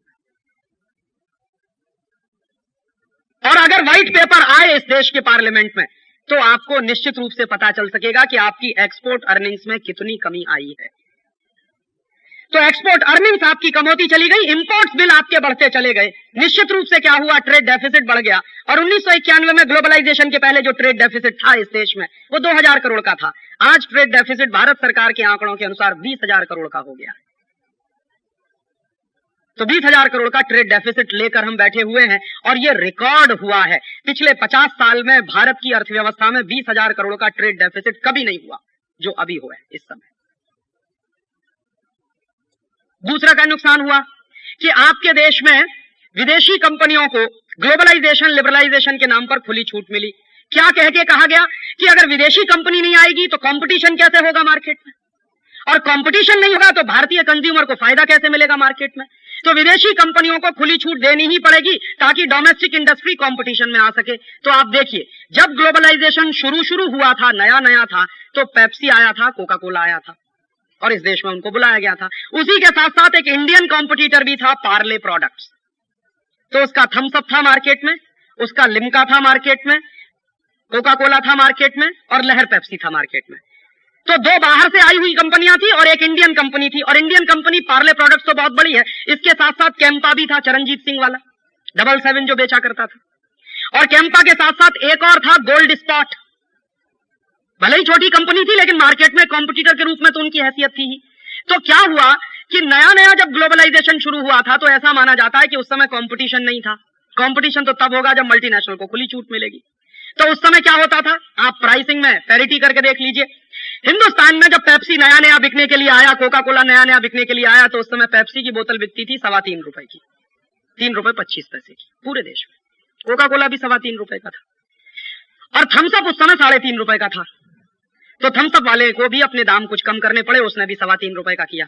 तो पेप्सी 3.25 रुपए का, कोका कोला 3.25 रुपए का, गोल्ड स्पॉट भी 3.25 रुपए का, माने नॉर्मल 3 रुपए 25 पैसे से 3 रुपए 50 पैसे के रेंज में सभी बोतलें बिका करती थी इस देश में। फिर क्या हुआ, चूंकि विदेशी कंपनियों को खुली छूट है, उन्होंने मार्केट में इंडियन कंपनियों को टेक ओवर करना शुरू कर दिया, जैसे साउथ कोरिया में हुआ। साउथ कोरिया की बड़े बड़े पब्लिक सेक्टर और वहां के प्राइवेट सेक्टर की कंपनियों को जिस तरह से अमेरिकन कंपनियों ने टेक ओवर किया, वैसे ही भारत में भी शुरू हो गया। तो क्या हुआ, एक दिन हमको अखबार में खबर मिली कि पूरा का पूरा पार्ले प्रोडक्ट चला गया कोका कोला के कंट्रोल में। अब आप जरा इस बात पर ध्यान दीजिए कि पेप्सी और कोका कोला अगर इस देश में कंपटीशन करने के लिए आए थे तो उन्होंने पार्ले को टेक ओवर क्यों किया? अगर आप मानते हैं कि वो बहुत बड़े कॉम्पिटिटर हैं, तो पहलवान बनकर कुश्ती लड़ते भारत के बाजार में आके, और पार्ले भी चलता, गोल्ड स्पॉट भी चलता, पेप्सी भी चलता, कोका कोला भी चलता, तभी तो मैं मानता कि कंपटीशन है। तो मेरे मन में अक्सर यह प्रश्न उठता है कि अगर वो कंपटीशन करने आए तो उन्होंने क्यों टेक ओवर किया पार्ले प्रोडक्ट को? और भारत सरकार अगर ये कहती है कि हम कंपटीशन चाहते हैं मार्केट में, तो भारत सरकार ने क्यों टेक ओवर होने दिया पार्ले प्रोडक्ट को? क्योंकि यह बात तो भारत सरकार भी जानती थी कि अगर पार्ले चला जाएगा तो उनके सामने कोई कॉम्पिटिटर नहीं रहेगा। गोल्ड स्पॉट की कोई औकात नहीं थी, कैंपा की कोई औकात नहीं थी, चरणजीत सिंह पहले ही सरेंडर कर चुके थे उनके सामने, और वो तो तैयार बैठे थे कि अगर पार्ले जाता है तो हम भी किसी ना किसी कंपनी के साथ कोई ना कोई ज्वाइंट वेंचर कर लेंगे। तो हुआ क्या, कंपटीशन के नाम पर मल्टीनेशनल की मार्केट में मोनोपोली एस्टेब्लिश हो, इसके लिए भारत सरकार ने खुली छूट दी और कोका कोला ने पार्ले को टेक ओवर कर लिया। पार्ले चला गया और मार्केट से धीरे धीरे जितने इंडियन कॉम्पिटिटर थे सब मार्केट से बाहर हो गए, या तो पेप्सी के कब्जे में चले गए या कोका कोला के कब्जे में चले गए। अब देखिए कितना कंपटीशन हो रहा है इस मार्केट में कि 3.25 रुपए में जो पेप्सी कोला बिकता था, अब वो 10 रुपए में हम पी रहे हैं और कह रहे हैं कंपटीशन हो रहा है मार्केट में, और झक मार के पी रहे हैं। क्योंकि दो ही चॉइस है, या तो पेप्सी पीजिए या कोका कोला पीजिए, और दोनों ही चॉइस आप करेंगे पैसा अमेरिका ही जाने वाला है। आपके लिए दो ही तो चॉइस है इस समय मार्केट में। आप कहेंगे मैं सिट्रा पीऊंगा, तो सिट्रा के नीचे देख लीजिए लिखा हुआ क्या है, कंट्रोल्ड बाय कोका कोला। आपको लगता है मैंगो फ्रूटी पीऊंगा, तो मैंगो फ्रूटी के नीचे देख लीजिए क्या लिखा हुआ है। कोई भी बोतल मार्केट में सॉफ्ट ड्रिंक की चाहे जिस नाम से बिकती हो आप पी लीजिए, पैसा आपका अमेरिका ही जाने वाला है। और मैं पूछना यह चाहता हूं आप सबसे कि 3.25 रुपए में जब पेप्सी बिकता था तब ज्यादा कंपटीशन था, या 10 रुपए में बिक रहा है तब ज्यादा कंपटीशन है? माने हमने ग्लोबलाइजेशन के नाम पर इंडियन मार्केट में मल्टीनेशनल को मोनोपोली बनाने की खुली छूट दी है। तो दूसरा बड़ा झूठ इस देश के लोगों से यह बोला गया है कि हम मल्टीनेशनल्स को बुला रहे हैं तो कंपटीशन होगा मार्केट में। आपने कंपटीशन के लिए नहीं बुलाया, आपने उनकी मोनोपोली एस्टेब्लिश करने के लिए मार्केट में बुलाया। ऐसे एक दूसरा उदाहरण आपको देना चाहता हूं कि ढेर सारी कॉस्मेटिक्स की अमेरिकन कंपनियां इंडियन मार्केट में आई हैं। उनमें सबसे बड़ी कंपनी है रेवलॉन, अमेरिका की सबसे बड़ी कॉस्मेटिक्स की कंपनी, उसको आपने मार्केट में खुली छूट दी है। तो क्या कंपटीशन था? जब रेवलॉन मार्केट में आया तो हिंदुस्तान लीवर भी था मार्केट में, जो आधा विदेशी आधा स्वदेशी मानता था, अब तो उनकी मेजॉरिटी इक्विटी हो गई है मार्केट में। और हमारे देश में जो सबसे बड़ा कॉम्पिटिटर था किसी मल्टीनेशनल के लिए वो था लैक्मे, टाटा घराने का। और लैक्मे का जो मार्केट का कंट्रोल था उसकी कल्पना हम कर नहीं सकते, क्योंकि अब तो चला गया। लैक्मे जो है एक जमाने में इंडियन कॉस्मेटिक्स के मार्केट में कम से कम 80% पे अपना अधिकार रखता था। तो मार्केट में आपने विदेशी कंपनियों को खुली छूट दी, झूठ ये बोला सारे देश के लोगों के साथ कि हम कंपटीशन करवाना चाहते हैं मार्केट में। और वो कंपटीशन करते करते करते करते एक दिन हमने अखबार में सवेरे ही सवेरे पढ़ा कि लैक्मे भी चला गया विदेशी कंपनी के कब्जे में, हिंदुस्तान लीवर ने उसको भी टेक ओवर कर लिया। तो फिर प्रश्न यही मन में आता है कि जब हिंदुस्तान लीवर मार्केट में था, रेवलॉन मार्केट में आया और हमारे देश का लैक्मे था, तब कंपटीशन ज्यादा था, या अब कंपटीशन ज्यादा है जब लैक्मे पूरी तरह से विदेशी हो गया? ठीक यही कोशिश हुई एशियन पेंट्स के साथ, वो कोशिश कामयाब नहीं हो पाई। आईसीआई कंपनी ने एशियन पेंट्स को टेक ओवर करने की पूरी कोशिश की, उसमें वो सफल नहीं हो पाए। एक भारतीय शेयर होल्डर के मन में थोड़ी राष्ट्रीयता पैदा हो गई, इसलिए उसने मना कर दिया कि नहीं बेचूंगा। ऐसे हालांकि कम लोग मिलते हैं इस देश में। तो वो कोशिश उनकी फेल हो गई। अदरवाइज तो इस देश की सबसे बड़ी प्राइवेट सेक्टर की सबसे बड़ी डोमेस्टिक कंपनी जो पेंट्स बनाती है, एशियन पेंट, वो चली गई होती आईसीआई के कंट्रोल में। तो कंपटीशन हो कहां रहा है? मार्केट में तो मोनोपोली होती चली जा रही है। हम देख रहे हैं, हमारी आंखों के सामने मोनोपोली हो रही है। कंपटीशन देने वाला पहले कभी टॉम को हुआ करता था मार्केट में, वो टॉम को चला गया हिंदुस्तान लीवर के पेट में। तो कंपटीशन देने वाले इस देश में जो 36 बड़े इंडस्ट्रियल एम्पायर थे, वो तो जा चुके हैं पिछले 7 साल में विदेशी कंपनियों के पेट में। तो कंपटीशन हुआ है कि मोनोपोली एस्टेब्लिश हुई है मार्केट में। और मैं आपको एक जानकारी के लिए कह दूं कि विदेशी कंपनियां, मल्टीनेशनल कंपनियां कभी भी कंपटीशन में विश्वास नहीं रखती, ये आप जान लीजिए। वो हमेशा कार्टेलाइजेशन में विश्वास रखते, वो कार्टेल्स बनाते। और ये जो चक्कर हमारे देश में चल रहा है कंपटीशन के नाम पर कंट्रोलिंग का, पूरी इकोनॉमी को, पूरे मार्केट में मोनोपोली का, ये चक्कर इस समय अमेरिका में भी चल रहा है और यूरोप में भी चल रहा है। अमेरिका की बड़ी बड़ी कंपनियां आपस में मर्ज कर रही हैं। आईबीएम और आईसीएल दोनों के मर्ज होने की तैयारी चल रही है इस समय। बोइंग और जनरल मोटर्स आपस में मर्ज करने को तैयार बैठे हैं। रथियन कॉर्पोरेशन मर्ज करना चाहता है जनरल इलेक्ट्रिक के साथ। तो सारी के सारे अमेरिकन इकोनॉमी में हम देख रहे हैं कि सिवाय कार्टेलाइजेशन के कुछ हो नहीं रहा है। और वहां क्या हो रहा है, जो भी कंपनी मार्केट में कंपटीशन दे सकती है उसको या तो टेक ओवर कर लो या मार्केट से उसको आउट कर दो। आइदर कोऑप्ट और करप्ट, यही प्रिंसिपल है डेमोक्रेसी का। वही प्रिंसिपल मार्केट में है मल्टीनेशनल्स के माध्यम से कि या तो इंडियन कंपनियों को टेक ओवर कर लो या उनको मार्केट से आउट कर दो, किसी भी तरीके से। ये इनके इन प्रकार है। तो कंपटीशन हुआ कहां है मार्केट में पिछले 7 साल में? और फिर एक दूसरी बात और कहना चाहता हूं आपसे कि कंपटीशन किसका किसके बीच हो सकता है। कंपटीशन शब्द की डेफिनेशन है, अगर उसको समझने की हम कोशिश करें तो कोई 19-20 का पार्टनर हो तो उनमें कंपटीशन हुआ करता है। लेकिन ऐसा नहीं हो सकता कि एक तरफ बेन जॉनसन खड़ा है और दूसरी तरफ एक टांग वाला कोई नौजवान खड़ा है और आप कहो कि 100 मीटर स्प्रिंट दौड़ो। वहां कंपटीशन नहीं हुआ करता कभी भी। मैं कहना यह चाहता हूं कि एक तरफ तो दुनिया के 56, 60, 70, 75 देशों में व्यापार करने वाले मल्टीनेशनल्स हैं, जिनका एक एक साल का टर्नओवर भारत सरकार के नेशनल बजट से कई कई गुना ज्यादा है। और दूसरी तरफ हमारे देश की स्मॉल स्केल इंडस्ट्रीज हैं जो 50,000 में, 1 लाख में, 10 लाख में, 1 करोड़ में, 2 करोड़ में काम करती हैं। तो 1 करोड़ 2 करोड़ में काम करने वाला आदमी 500 करोड़ वाले के साथ कंपटीशन करेगा कि उसके पेट में समा जाएगा? कैसे संभव है ये तो आप कंपटीशन शब्द का बेइज्जती कर रहे हैं कहकर कि हमारे स्मॉल स्केल को उनके साथ कंपटीशन करना चाहिए। वो तो कभी संभव नहीं हो सकता। हाँ, संभव हो सकता है, हमारे देश के जो जायंट्स पब्लिक सेक्टर हैं वो कर सकते हैं कंपटीशन मल्टीनेशनल के साथ, उनमें ये ताकत है।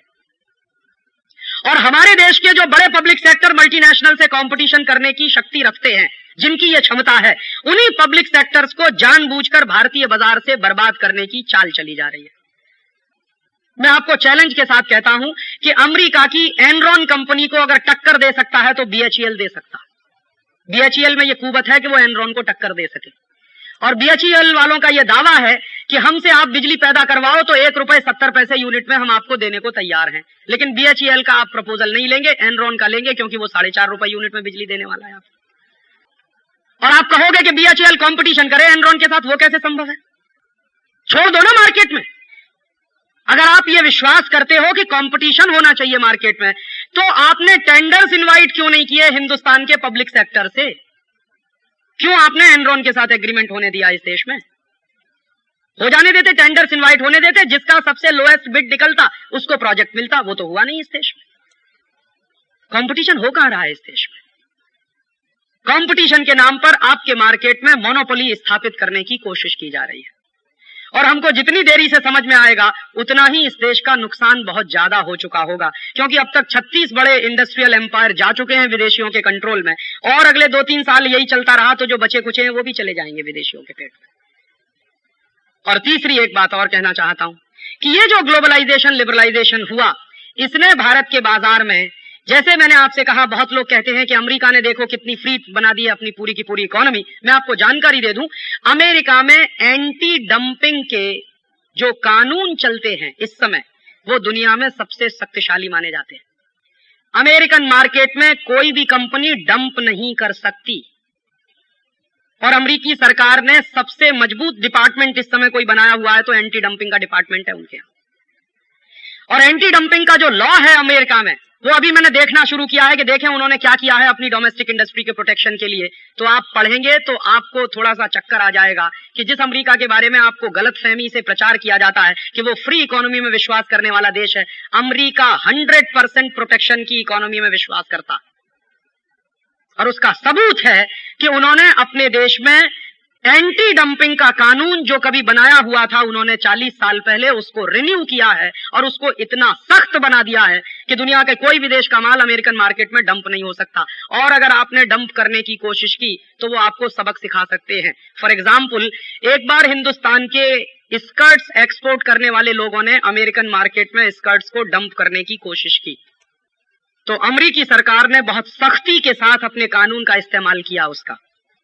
और उसका नतीजा क्या निकला? दो तरह से उन्होंने इस्तेमाल किया। एक तो पेनल्टी लगा दी जो इंडियन एक्सपोर्टर्स अमेरिकन मार्केट में काम करने वाले थे, दूसरा इंडियन स्कर्ट्स के बॉयकॉट का नारा भी दे दिया बिल क्लिंटन ने। और एक दिन बिल क्लिंटन ने वॉशिंगटन डीसी चौराहे पर इंडियन स्कर्ट्स की होली जला दी और पूरे अमेरिकन लोगों से कहा कि बॉयकॉट अमेरिकन स्कर्ट्स। क्यों? क्योंकि वो डंप कर रहे हैं हमारे मार्केट में। तो इंडियन एक्सपोर्टर्स सीधे हो गए, जो डंप करने की कोशिश कर रहे थे वो बिल्कुल सीधे हो गए। और अब अमेरिकी शर्तों पर यहां से स्कर्ट जा रहा है। और आपको मैं जानकारी दे दूं कि यहां से जितना स्कर्ट जा रहा है अमेरिका में, उसका कोटा फिक्स है। बहुत कम लोग ये बात जानते हैं। हिंदुस्तान से जितना बेस्ट क्वालिटी का टेक्सटाइल और कपड़ा अमेरिका में जाता है, यूरोप में जाता है, उसका कोटा फिक्स है। और आप उस कोटे से 1% ज्यादा नहीं डंप कर सकते उनके मार्केट में।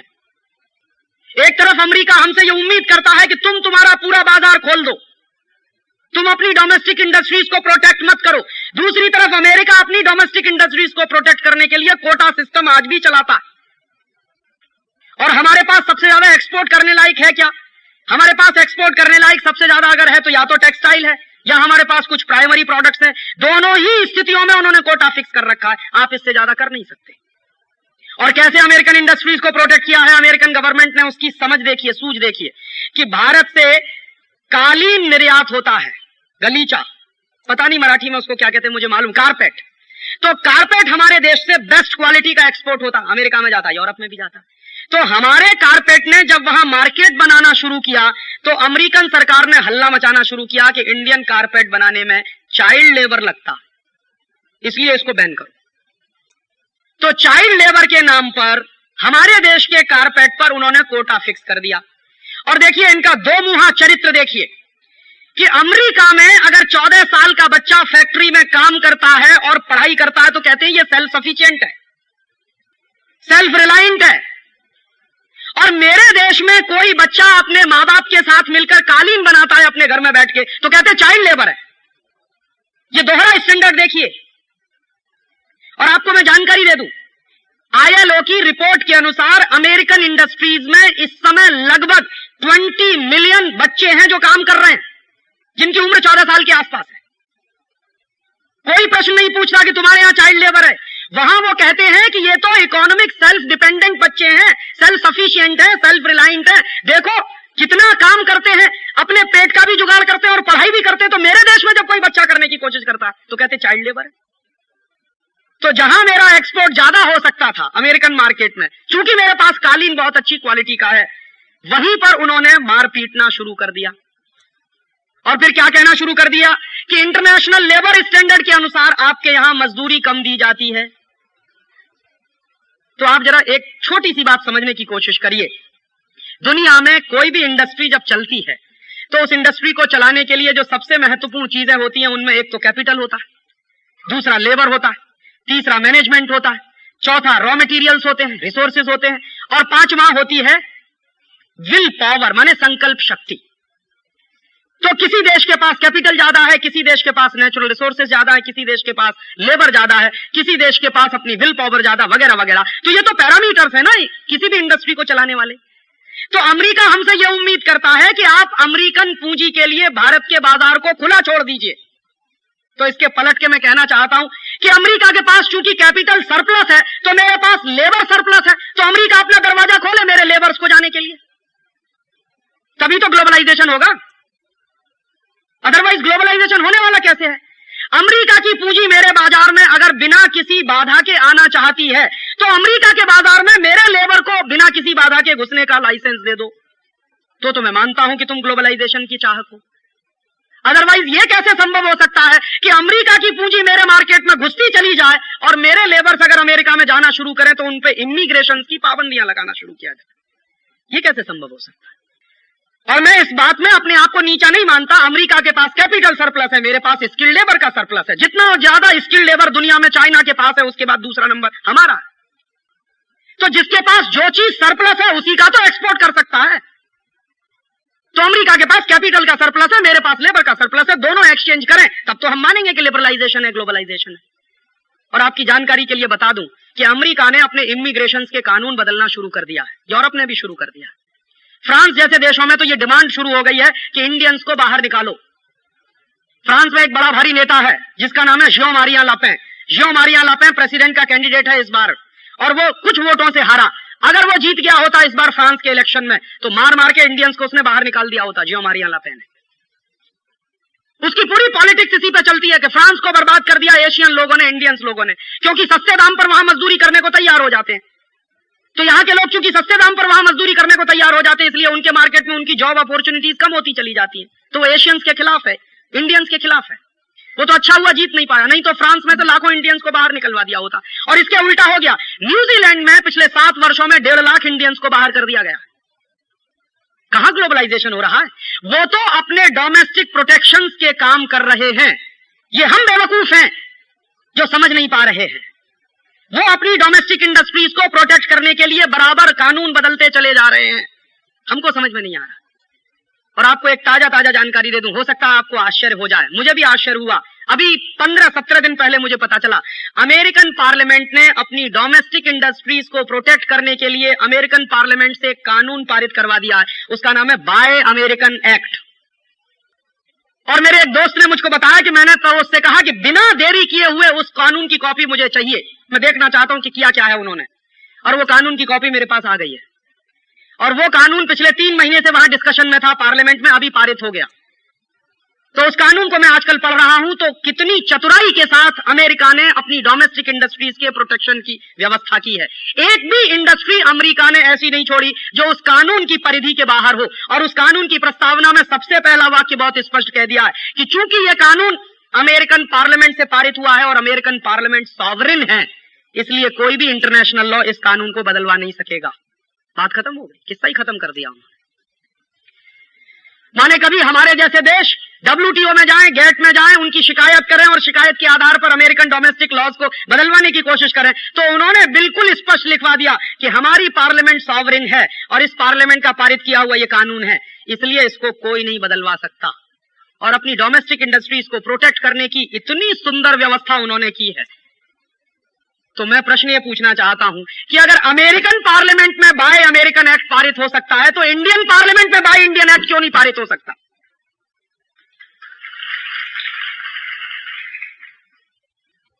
और अमेरिकन पार्लियामेंट में जब बाय अमेरिकन एक्ट पारित हुआ है, तो हिंदुस्तान में लिबरलाइजेशन, ग्लोबलाइजेशन के समर्थकों ने चू नहीं मुंह से निकाला, और ना अंतर्राष्ट्रीय अर्थव्यवस्था का समर्थन करने वाले अर्थशास्त्रियों ने चू किया मुंह से। एक तरफ ये बात कहने वाले लोग हैं कि हम फ्री वर्ल्ड चाहते हैं, फ्री मार्केट चाहते हैं, फ्री इकोनॉमी चाहते हैं, दूसरी तरफ American parliament bye American act पारित करवा रही है। कोई नहीं बोल रहा है इस पे। और मैं आपको बता दूं कि अगर मेरे देश में बाय इंडियन एक्ट पारित हुआ तो मेरे ही देश में ऐसे लोग हैं जो इसको गालियां देना शुरू कर देंगे कि आप इंडस्ट्री को प्रोटेक्ट कर रहे हैं। लेकिन अमेरिका में एक भी सेनेटर नहीं है जिसने इसके खिलाफ कुछ किया हो। और आप ये जान लीजिए, रिपब्लिकन्स और डेमोक्रेट्स दोनों की सहमति से यह कानून पारित हुआ अमेरिकन पार्लियामेंट में। किसी भी अपोजिशन के एमपीज ने वहां विरोध नहीं किया इस कानून का, सबने एक सहमति से उसको पारित कराया, क्योंकि अमेरिकन नेशनल इंटरेस्ट है इस कानून में जो प्रिजर्व होते हैं। तो हम हमारे इंडियन इंटरेस्ट को प्रिजर्व नहीं कर सकते क्या? अगर हम करना शुरू करेंगे तो लोग कहेंगे आप 18वीं शताब्दी में ले जाना चाहते हैं इस देश को। ऐसे लोगों की कमी नहीं है इस देश में। ग्लोबलाइजेशन के नाम पर जो 1991 तक डंपिंग का कानून था, उसको इतना ढीला कर दिया गया है कि इस समय हिंदुस्तानी बाजार में बिल्कुल मुफ्त के दाम में विदेशियों का माल बिकना चालू है। और विदेशी कंपनियां तो घोषित रूप से ये कहकर आती हैं कि शुरू के 2 साल अगर घाटा भी उठाना पड़े तो उठाएंगे, एक बार इंडियन मार्केट को अपने कंट्रोल में कर लो, फिर जो मन में कीमत आएगी वो वसूलेंगे हम। तो पूरी की पूरी इंडियन केमिकल इंडस्ट्री को बर्बाद कर दिया पिछले 2-3 साल में इस एंटी डंपिंग कानून के हट जाने के कारण। और कैसे बर्बाद हुई इंडियन केमिकल इंडस्ट्री, आप तो समझदार हैं इसलिए एक ही स्टेटमेंट में समझ जाएंगे कि बाहर से आने वाला जो रॉ मटेरियल है और फिनिश प्रोडक्ट है, दोनों पे ड्यूटीज एक जैसे। बर्बाद कर दिया पूरी डोमेस्टिक इंडस्ट्री को पिछले 3 साल में इन लोगों ने।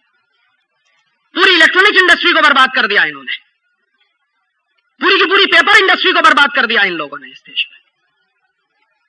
और अब अगले 2 महीने के बाद इस देश में टेक्सटाइल इंडस्ट्री बर्बाद होने जा रही है, क्योंकि अब ताइवान की कुछ कंपनियों को भारत सरकार ने लाइसेंस दे दिया है और वो आ रहे हैं इस देश में 20 रुपए में सिली सिलाई शर्ट बेचेंगे। करो कंपटीशन आप उनके साथ। और वो कैसे बेचेंगे ताइवान के लोग 20 रुपए में सिली सिलाई शर्ट, इस बात की गंभीरता को समझ लीजिए। कई लोग ये तर्क देंगे कि अगर वो 20 रुपए में बेच सकते हैं तो आप क्यों नहीं बेच सकते। तो समझिए कि वो क्यों बेचेंगे। ताइवान की सरकार एक्सपोर्ट में भयंकर सब्सिडीज देती है, और दूसरी बात, ताइवान की हर कंपनी को लोन मिलता है 3.5% के इंटरेस्ट पर। तो चूंकि ताइवान की गवर्नमेंट अपनी कंपनियों को एक्सपोर्ट में भयंकर सब्सिडीज देती है और 3-3.5% का उनका लोन है, इंटरेस्ट लोन है, हमारे देश की कंपनियों को इंटरेस्ट देना पड़ता है 14, 15, 16% और कभी कभी तो 20-25% तक चला जाता है। और भारतीय सरकार बिल्कुल समर्थन नहीं करती हमारी कंपनियों का। ताइवान की सरकार तो अपनी कंपनियों के पीछे खड़ी हुई है। हमारी सरकार तो अपनी कंपनियों को जितनी गालियां देनी होती हैं दे लेती है, क्योंकि इस देश में गाली देना स्वदेशी को ही सबसे ज्यादा आसान है। एक फैशन बन गया है स्वदेशी को गाली देना। अपने देश को गाली देना प्रोग्रेसिव होना माना जाता है, अपनी संस्कृति को गाली देना प्रोग्रेसिव होना माना जाता है, और स्वदेशी को गाली देना भी प्रोग्रेसिव होना माना जाता है। परेशानी तो इस बात की है इस देश में कि यहां जो अपने देश को जितनी ज्यादा गाली दे, जो अपनी संस्कृति को जितनी बुरी भली कह दे, जो अपने देश के स्वदेशी को जितना बुरा भला कह दे, वो उतना ही अधिक प्रोग्रेसिव, इतना ही बड़ा इंटेलेक्चुअल। ये तो डेफिनेशन है इस देश की। और जो यहां स्वदेशी का समर्थन करे, जो भारतीय संस्कृति का समर्थन करे, जो अपने राष्ट्र की बात करे, राष्ट्रीयता की बात करे, राष्ट्र धर्म की बात करे, वो कहते हैं ये सब 18वीं शताब्दी के भोंपू हैं। और इन बेवकूफों को मालूम नहीं है कि राष्ट्रीयता कभी भी 18वीं और 21वीं शताब्दी की नहीं हुआ करती। राष्ट्रीयता हमेशा नवीन होती है, चिर नवीन हुआ करती।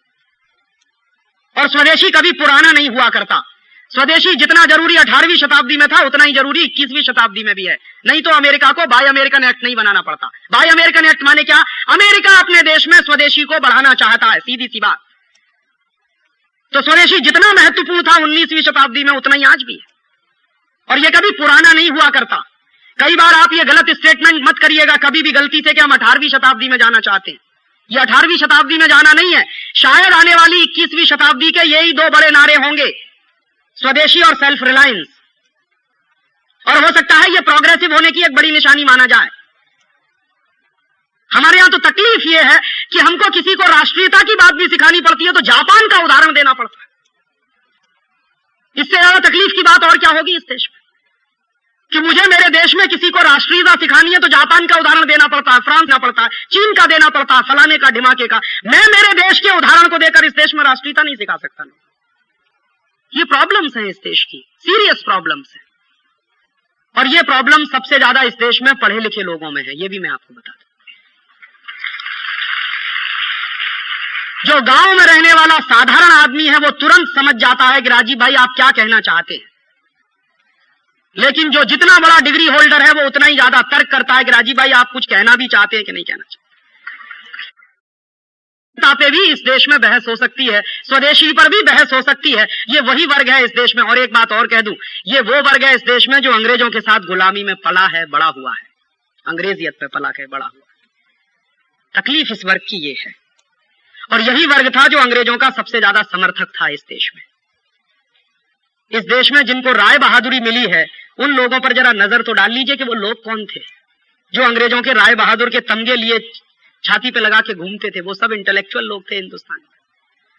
और अंग्रेजों के खिलाफ लड़ाई लड़ने वाला वो गांव का किसान था, मजदूर था। वही तकलीफ आज भी इस देश में है। हम देखते हैं, इस बात को समझते हैं, महसूस करते हैं।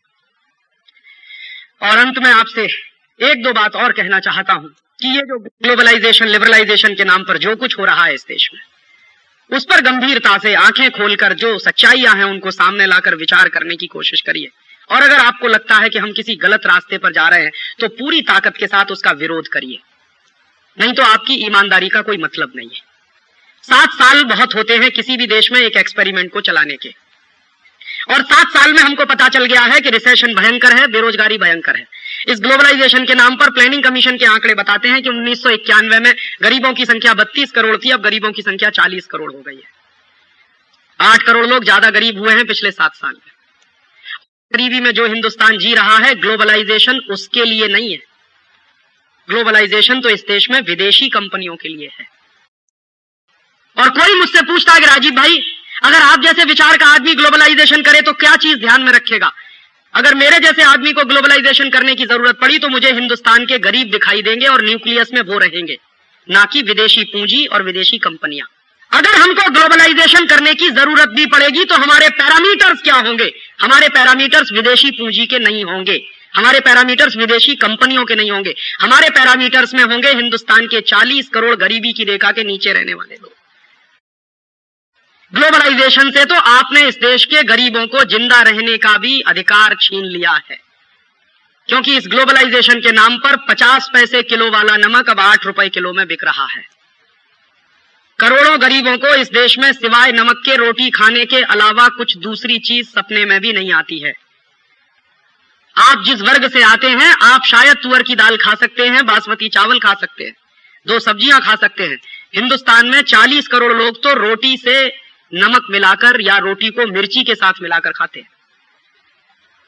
और उन 40 करोड़ लोगों में जिनके पास ऑन एन एवरेज एक दिन में खर्च करने के लिए 5 रुपया भी नहीं है, उनको अगर आप 8 रुपए किलो का नमक बेच रहे हैं तो आप ये कर क्या रहे हैं? ये ग्लोबलाइजेशन नहीं हो रहा है, ये इकोनॉमिक रिकॉलोनाइजेशन हो रहा है इस देश का। लेकिन मेरे देश में आजादी के 50 साल के बाद अब नमक पर इतना भयंकर टैक्स है कि 50 पैसे किलो वाला नमक 8 रुपए किलो में बिक रहा है और इस देश में कोई उफ नहीं कर रहा है। आपकी मजबूरी मैं समझ सकता हूं, क्योंकि आपके पास प्रचुर मात्रा में संपत्ति है, तो आपके लिए नमक 8 रुपए किलो का बिके या 50 रुपए किलो का, आपसे कोई फर्क नहीं पड़ता। लेकिन तकलीफ उन लोगों की है जो 40 करोड़ की संख्या में है और जिनके पास एक दिन में खर्च करने के लिए 5 रुपया नहीं है। तकलीफ उनकी है। और कभी उनकी जगह पर अपने आप को रखकर सोचिए और पूरे प्लान को देखिए, तो कैसे इस देश में 40 करोड़ लोग रोटी खा रहे होंगे तब से जब से 50 पैसे किलो वाला नमक 8 रुपए किलो में हो गया। और बहुत ही बर्बरता पूर्वक पूरे देश में सरकार का एक फरमान जारी हुआ है कि कहीं भी बिना आयोडीन वाला नमक नहीं बेचा जाए, माने हर जगह वो 8 रुपए किलो वाला ही नमक बिकना चाहिए। और आपको मैं एक दूसरी जानकारी दे दूं कि आयोडीन हर नमक में होता है। कोई भी नमक बिना आयोडीन का नहीं होता, क्योंकि नमक बनता है दरिया के पानी से और सूरज की रोशनी से। नमक बनाने में कोई टेक्नोलॉजी नहीं लगती, कोई मशीन नहीं लगती। दरिया का पानी है, सूरज की रोशनी है, और दरिया के पानी में सबसे ज्यादा आयोडीन होती है विज्ञान की जानकारी के अनुसार। ब्रोमीन भी बहुत होती है दरिया के पानी में। तो दरिया के पानी में मैक्सिमम आयोडीन है और दरिया के पानी से बनने वाले नमक में भी आयोडीन है। और हमको नॉर्मली एक दिन में 125 माइक्रोग्राम आयोडीन की जरूरत होती है बस। साधारण आदमी को, साधारण बुद्धि वाले आदमी को इस देश में एक दिन में 125 माइक्रोग्राम आयोडीन की जरूरत होती है। और जो साधारण नमक हम खाते हैं उसमें एक दिन में हम कम से कम 175 माइक्रोग्राम आयोडीन खा जाते हैं, माने जितने की जरूरत है उससे भी 50 माइक्रोग्राम ज्यादा आयोडीन हम कंज्यूम कर रहे हैं।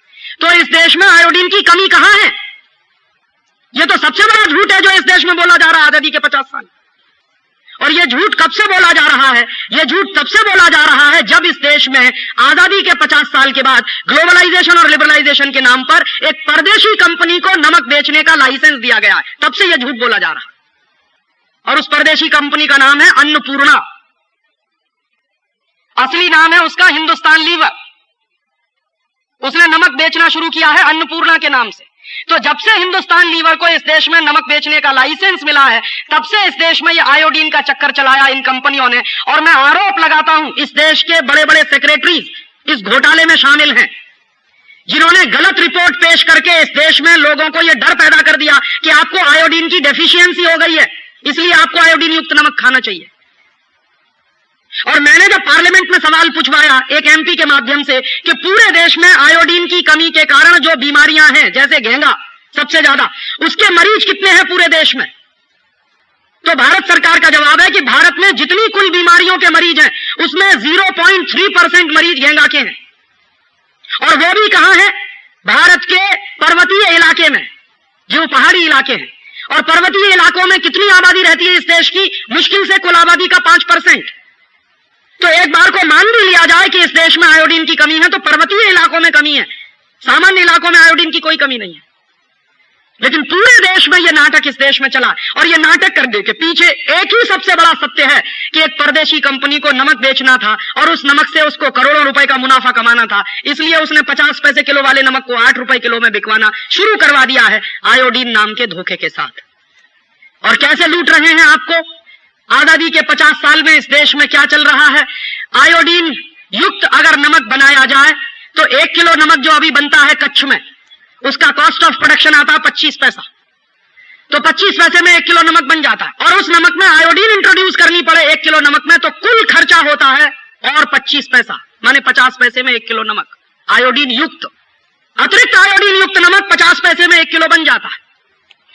तो भारत सरकार के कुछ टैक्स वैक्स होंगे, कुछ खर्चे होंगे, हालांकि मैं मानता हूं कि नमक पर टैक्स नहीं होना चाहिए, लेकिन फिर भी ऐसी बेदर्दी सरकारें हैं जिन्होंने नमक पर भी टैक्स लगा रखा है, तो कुछ टैक्स वैक्स मान लीजिए आप, और कुछ ट्रांसपोर्टेशन का भी मान लीजिए, तो 50 पैसे किलो वाले नमक में आमदनी भी मिला के, इनकम भी मिला के 1 रुपए किलो में बिक जाना चाहिए, लेकिन वो बिक रहा है 8 रुपए किलो। और औसतन 1 किलो नमक पर जो मुनाफा है वो 6.5 रुपए के आसपास का है। और सारे देश में कितना नमक बिक रहा है इस समय, भारत सरकार के आंकड़े बताते हैं 40 लाख टन नमक घरों में इस्तेमाल हो रहा है इस समय। तो 40 लाख टन नमक अगर घरों में इस्तेमाल हो रहा है और 1 किलो नमक 8 रुपए में है और 1 किलो नमक पर 6.5 रुपए का प्रॉफिट है, तो आप जान लीजिए आपकी जेब से 2400 करोड़ रुपए एक साल में लूटे जा रहे हैं आयोडीन के नाम पर। और आजादी के 50 साल में अगर इसी देश की सरकारें देश के गरीब लोगों के खीसे में से 2400 करोड़ रुपए निकाल रही हैं, तो इन सरकारों को हम क्या कहें। मैं कभी कभी जब बहुत गुस्सा होता हूं और दुखी होता हूं तो मैं कहता हूं कि नाथूराम गॉडसे ने तो गांधी के शरीर की हत्या की थी और इन लोगों ने तो गांधी के विचार को मार दिया है। ये तो नाथूराम गॉडसे से बड़े हत्यारे हैं इस देश में।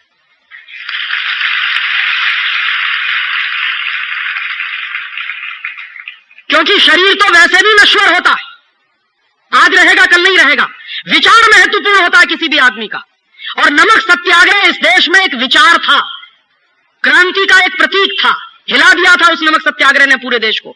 और नमक पर टैक्स नहीं होना चाहिए, वो गांधी जी के दिल की तकलीफ थी, हिंदुस्तान के आखिरी आदमी के चेहरे को ध्यान में रखकर। और आज उसी देश में जहां 40 करोड़ लोग गरीबी की रेखा के नीचे रहते हो, उनको 8 रुपए किलो में आयोडीन युक्त नमक खरीदने को मिले, बाकी कुछ मिले या ना मिले, और उन गरीबों को इस देश में 35 रुपए किलो का कांदा खरीदना पड़े, ये आजादी के 50 साल में इस देश की तकलीफ है। आखिरी बात चलते चलते कि आप में से कुछ लोगों के मन में फिर यह प्रश्न उठेगा कि राजीव भाई अब तो ये बर्बादी हो ही गई है, अब तरीका क्या है इसमें से बात कहना चाहता हूं कि इसके सॉल्यूशंस हैं। माने ये जो व्यवस्था में हम फंस गए हैं, ये जो ग्लोबलाइजेशन में हम फंस गए, लिबरलाइजेशन में हम फंस गए, और जो बर्बादी आ गई है पिछले 7 साल से, इसको ठीक किया जा सकता है। कैसे ठीक किया जा सकता है? कुछ काम हमको करने पड़ेंगे इस देश में। कुछ काम होंगे जो शॉर्ट टर्म के होंगे और कुछ काम होंगे जो लॉन्ग टर्म की पॉलिसीज के रूप में होंगे। जो शॉर्ट टर्म पॉलिसीज हो सकती हैं देश में इस दुर्व्यवस्था को दूर करने के लिए, वो क्या हो सकती है, मैं आपके माध्यम से कहना यह चाहता हूं, ये अगर कोई प्रेस वाले हों तो इस बात को नोट करें कि क्या क्या करना चाहिए, तो इस देश का ये खत्म हो सकती है दुर्व्यवस्था। सबसे पहले तात्कालिक रूप से इस देश में एंटी डंपिंग लॉ को ताकतवर बनाने की जरूरत है, ताकि विदेशी कंपनियों को डंप करने की जो छूट मिली है वो रुके, एक काम। दूसरा काम, अगर अमेरिकन पार्लियामेंट में बाय अमेरिकन एक्ट बना है तो इंडियन पार्लियामेंट से बाय इंडियन एक्ट बनवाने की जरूरत है। तीसरा काम, हमारे देश में ये जो विदेशी कंपनियों को लूट की खुली छूट हमने दे दी है, इसको तत्काल रोकने की जरूरत है। और कम से कम इसमें इतना क्लासिफिकेशन तो हम कर ही सकते हैं कि जिन सेक्टर्स में जीरो टेक्नोलॉजी है और जो चीजें हमारी जरूरत की नहीं है, उदाहरण के लिए Pepsi Cola, Coca Cola, Thums Up, Limca, Citra, या उनके potato chips, Ruffles, Hostess, Top Ramen, बिनीज, या फिर उनकी नूडल्स, या फिर उनका नमक, या फिर उनका आटा, या फिर उनकी कैडबरीज की चॉकलेट, या फिर उनके टॉफियां, या फिर उनके बिस्किट्स, ये जो जीरो टेक्नोलॉजी के आइटम है, ऐसे 840 प्रोडक्ट हैं इस देश में जो जीरो टेक्नोलॉजी के प्रोडक्ट हैं। तो जीरो टेक्नोलॉजी के जो प्रोडक्ट्स हैं इस देश में, उन क्षेत्रों में तात्कालिक रूप से विदेशी कंपनियों को बैन कर देने की जरूरत है कि इस सेक्टर में हमको कोई मल्टीनेशनल नहीं चाहिए, क्योंकि ये हमारे प्रायोरिटी के सेक्टर नहीं है। इस देश के गांवों को पीने का पानी चाहिए, पेप्सी कोला नहीं चाहिए। इस देश के 2 लाख गांव में पीने का पानी नहीं है, करोड़ों लोगों को पीने का पानी नहीं मिलता है, तो करोड़ों लोगों को पहले पीने का पानी चाहिए, ना कि पेप्सी और कोका कोला। इस देश में 20 लाख बच्चे हर साल बिना दूध के मर जाते हैं, उनको पहले दूध चाहिए, ना कि कैडबरीज की चॉकलेट। हमारी प्रायोरिटीज हमको समझनी चाहिए। तो हमारी प्रायोरिटीज में जो जीरो टेक्नोलॉजी के आइटम है, उनमें 100% विदेशी कंपनियों को बैन करने की जरूरत है। तो आप ये कह सकते हैं, इसमें एक कंफ्यूजन रहता है कि राजीव भाई आप क्या बोल रहे हैं, अभी जो नई आएंगी उनको बैन करना है या जो आ चुकी हैं उनकी बात कर रहे हैं? मैं बात कर रहा हूं जो आ चुकी है उनकी, नई आने वालों की तो बात ही नहीं कर रहा हूं। जो आ चुकी है उनको बैन करने की जरूरत है। तो आप पूछेंगे वो कैसे होगा?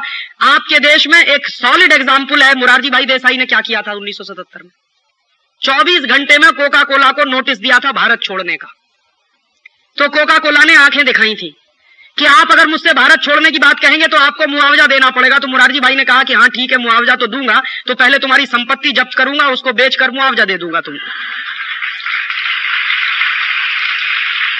और जैसे ही मुरारजी भाई ने कोका कोला की संपत्ति जब्त करने की बात कही थी, वैसे ही कोका कोला बिस्तर बोरिया उठाकर भाग गया था इस देश से। बिना एक पैसे का कंपेंसेशन दिए कोका कोला भागा था यहां से। और कोका कोला भागा, उसके बाद IBM भागा, उसके बाद ICL भागा, और चौथा नंबर लगा हुआ था हिंदुस्तान लीवर के भागने का। तब तक सरकार गिर गई। अदरवाइज तो ये संकट ही आज नहीं होता इस देश में, क्योंकि वो सरकार बिल्कुल कमिटेड थी कि जीरो टेक्नोलॉजी के एरिया में कोई मल्टीनेशनल की हमको जरूरत नहीं है। तो मुझे लगता है कि आज हमको जो करने की जरूरत है कि जो जीरो टेक्नोलॉजी के एरिया उनमें इनको तत्काल बैन किया जाए। और आपको अगर कोई नेता इस बात से फुसलाने की कोशिश करे कि हम विदेशी कंपनियों को भगाएंगे तो उनको कंपेंसेशन देना पड़ेगा, ये सबसे बड़ा झूठ है।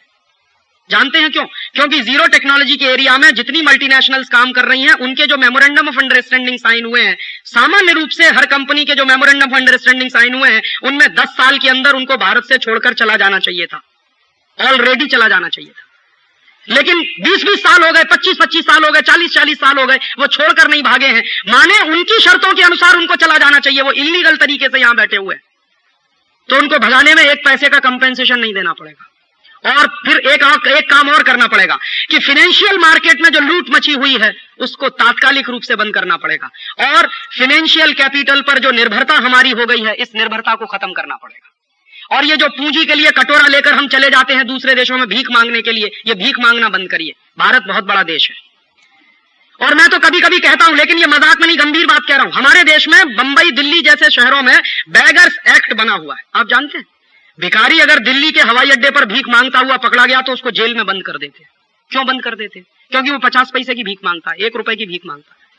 और हमारे देश के ये जो बड़े बड़े best finance minister billions of dollar की भीख मांग कर लाते हैं, इनकी जगह कहां होनी चाहिए फिर?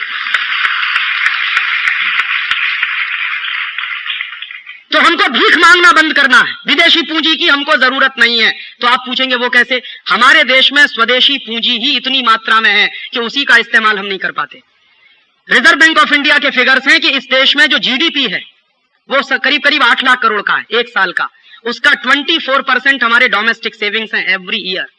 तो 2 लाख करोड़ की हमारी बचत है इस देश में एक साल की। और 2 लाख करोड़ की अगर बचत है हमारे देश में एक साल की, तो ये 2 लाख करोड़ की पूंजी को हम क्यों नहीं मोबिलाइज कर सकते भारत में इस्तेमाल करने के लिए? तो मुश्किल जानते हैं क्या है? इस देश के नेताओं की विश्वसनीयता पर लोगों को संदेह है।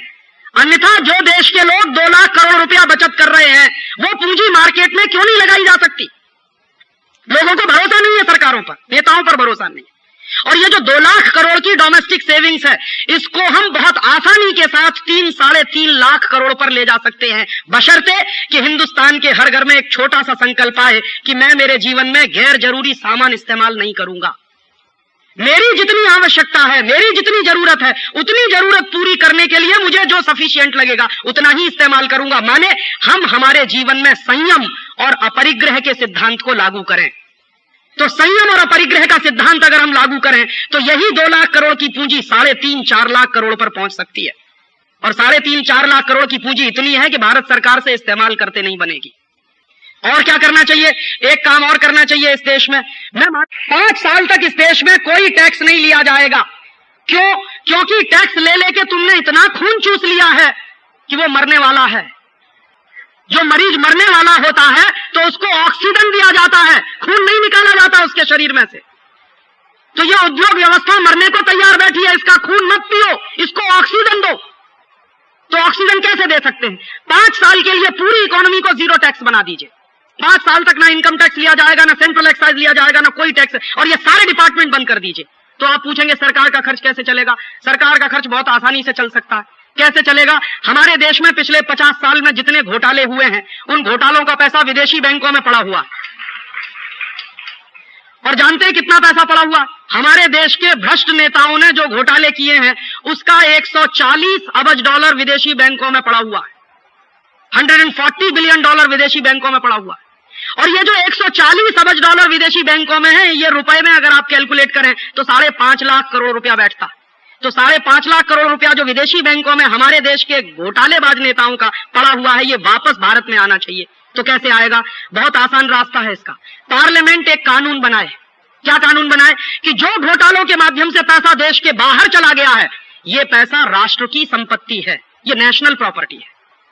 ये अलग बात है कि नेताओं ने अपनी शक्ति का दुरुपयोग करके घोटाला करके वो पैसा लूटकर विदेशों में जमा कर दिया, तो वो राष्ट्रीय संपत्ति है। और अगर हमारी पार्लियामेंट ये कानून बनाकर घोषित करे कि स्विस बैंकों में जितना पैसा भारत के नेताओं का पड़ा हुआ है वो सब राष्ट्रीय संपत्ति है, तो स्विस बैंक है वो सारे पैसे को आपको वापस करेंगी।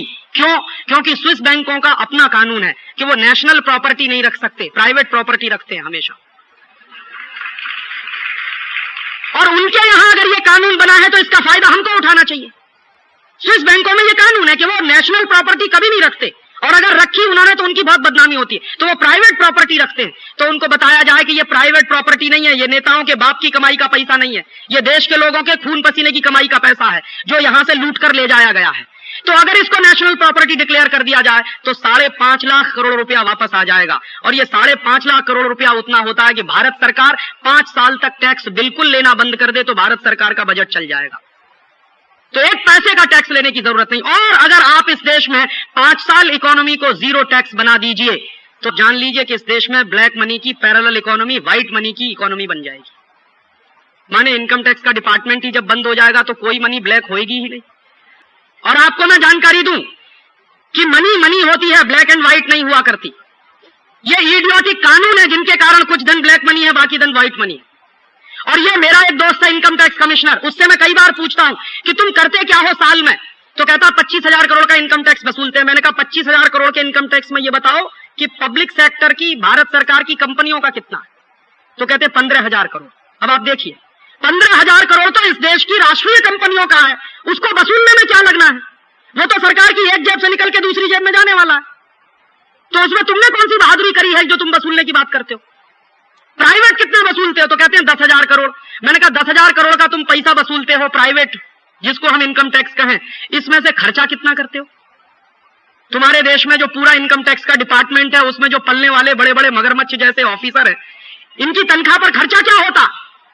तो कहने लगा अगर पूरे डिपार्टमेंट का तुम एक्सपेंडिचर सुनोगे, डायरेक्ट इनडायरेक्ट सब मिला के, तो साल भर में कुछ 3-1 हजार करोड़ रुपए का खर्चा। तो मैंने कहा एक्चुअल कलेक्शन कितना है फिर? 7,000 करोड़ का। तो मैंने कहा 7,000 करोड़ की सब्सिडी क्यों नहीं देते थे देश में? माने क्या है? 7,000 करोड़ माफ क्यों नहीं कर देते? कहने लगा बात तो तुम्हारी समझ में आती है। मैंने कहा फिर तकलीफ क्या है इसको लागू करने में? तो कहने लगे मेरी कुर्सी का क्या होगा? मैंने कहा तुम्हारी कुर्सी का कुछ नहीं बिगड़ने वाला। मैंने उससे पूछा कि तुम्हारे इनकम टैक्स के 1 लाख के ऑफिसर्स कितने? तो पूरे देश में 3200 ऑफिसर्स हैं। तो मैंने कहा इन 3,200 ऑफिसर्स को हम हाथ में हल पकड़ाएंगे और खेत में जोतकर जीविका चलाएंगे ये अपनी। कहने लगा क्यों? मैंने कहा तुमको मालूम नहीं है कि कैपिटल फॉर्मेशन कैसे होता है?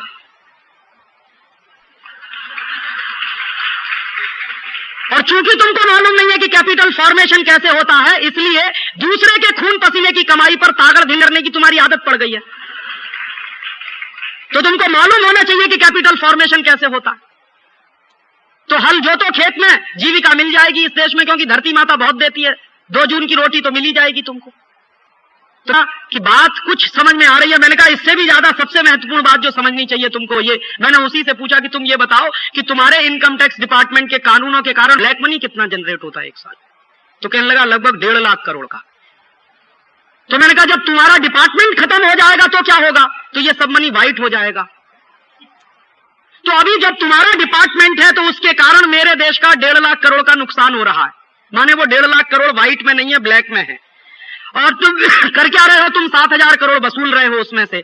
और तुम्हारी इनएफिशिएंसी की मैं क्या कहूं कि वीडीआईएस की स्कीम चली, उसमें से तुम 10,000 करोड़ ले आए तो तुमने मान लिया कि बड़ा भारी विजय लिया है इस देश में।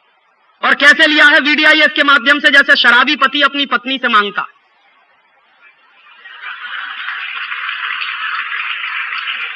जो शराबी पति होता है वो अपनी बीवी के सामने जाके जानते हैं क्या कहता है? कि आज दे दे शराब पीने के लिए, कल से नहीं मांगूंगा तुझसे।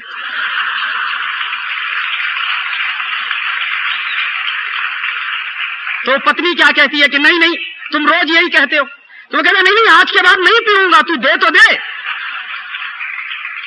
तो बेचारी पत्नी झांसे में आ जाती है, दे देती है, दूसरे दिन फिर आके छाती पे खड़ा हो जाता है कि अब आज और दे दे।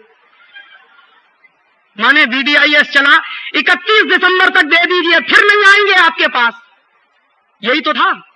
और 31 दिसंबर पूरा हुआ तो फिर छाती पे आके खड़े हो गए कि अब तुम्हारे घर में अगर सेल्यूलर फोन है, अगर तुम्हारे पास एग्रीकल्चरल फार्म है, अगर तुमने विदेश यात्रा की है तो फिर तुमको चूसेंगे आके। तो शराबी पति को जैसे शराब की लत लग गई है, वैसे ही भारत सरकार को लत लग गई है इनकम टैक्स की।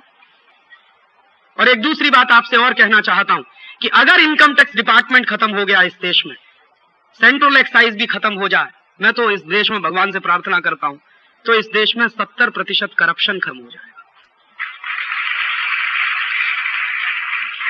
करप्शन होता क्यों है और करप्शन होता कैसे है? माफ करेंगे ये बात कहने के लिए, मेरे एक बहुत अच्छे परिचित दोस्त हैं, उनका नाम नहीं लेना चाहता, बंबई में रहते।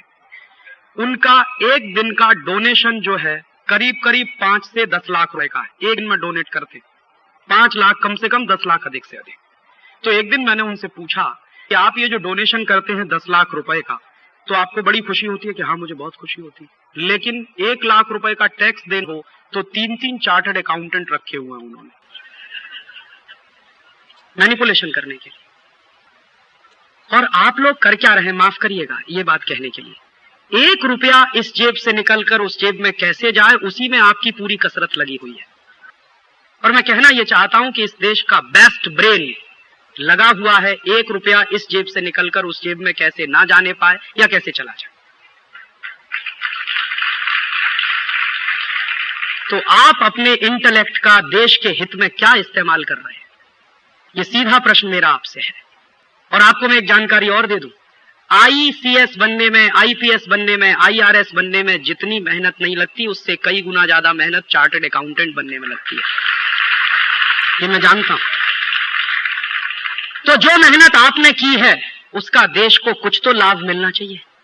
और इस पर आप अपने स्तर पे सोचिए कि हम हमारे इंटेलेक्ट का इस देश को क्या लाभ दे सकते हैं।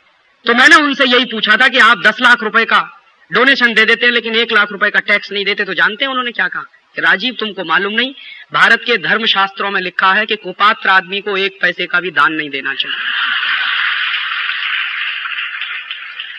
तो ये भारत सरकार चूंकि कुपात्र है इसलिए मैं इसको 1 रुपया भी नहीं दे सकता। और जिसको मैं 10 लाख रुपया डोनेट कर रहा हूं उसके बारे में मुझे मालूम है कि ये कहां खर्च होने वाला है। मैं जो इनकम टैक्स देने वाला हूं मुझे खुद नहीं मालूम कि वहां कहां खर्च होने वाला है। मतलब ये है, मैं कहना ये चाहता हूं कि अगर इस देश में इनकम टैक्स डिपार्टमेंट बंद हो गया, सेंट्रल एक्साइज बंद हो गया, तो चिंता मत करिए, ये देश डूबेगा नहीं। मैं एक दूसरी बात कह रहा हूं कि भारत सरकार अगर टैक्स लेना बंद करके लोगों से दान मांगना शुरू करे तो रेवेन्यू कलेक्शन 3 गुना बढ़ जाएगा इस देश में। क्योंकि यहां दान देने की बहुत पुरानी परंपरा है, लेने वाले की पात्रता चाहिए।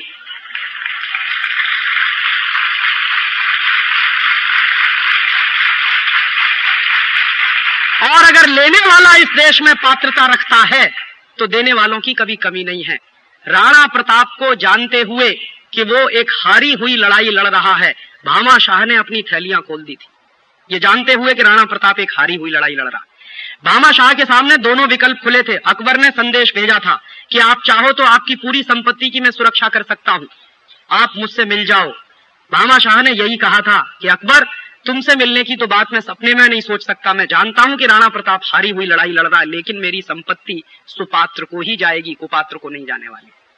तो इस देश में ये हजारों साल की परंपरा है कि सुपात्र लोगों को कभी भी इस देश में कमी नहीं होती और कुपात्र लोगों को दान कभी देना नहीं चाहिए। तो मैं मानता हूं कि अगर सरकारें अपनी सुपात्रता सिद्ध करें इसमें, तो उनको कोई कमी नहीं होने वाली दान की। तो टैक्स नहीं लिया जाएगा, दान लिया जाएगा, और दान लेने में विनम्रता होती है, टैक्स लेने में गुंडागर्दी दिखाई जाती है।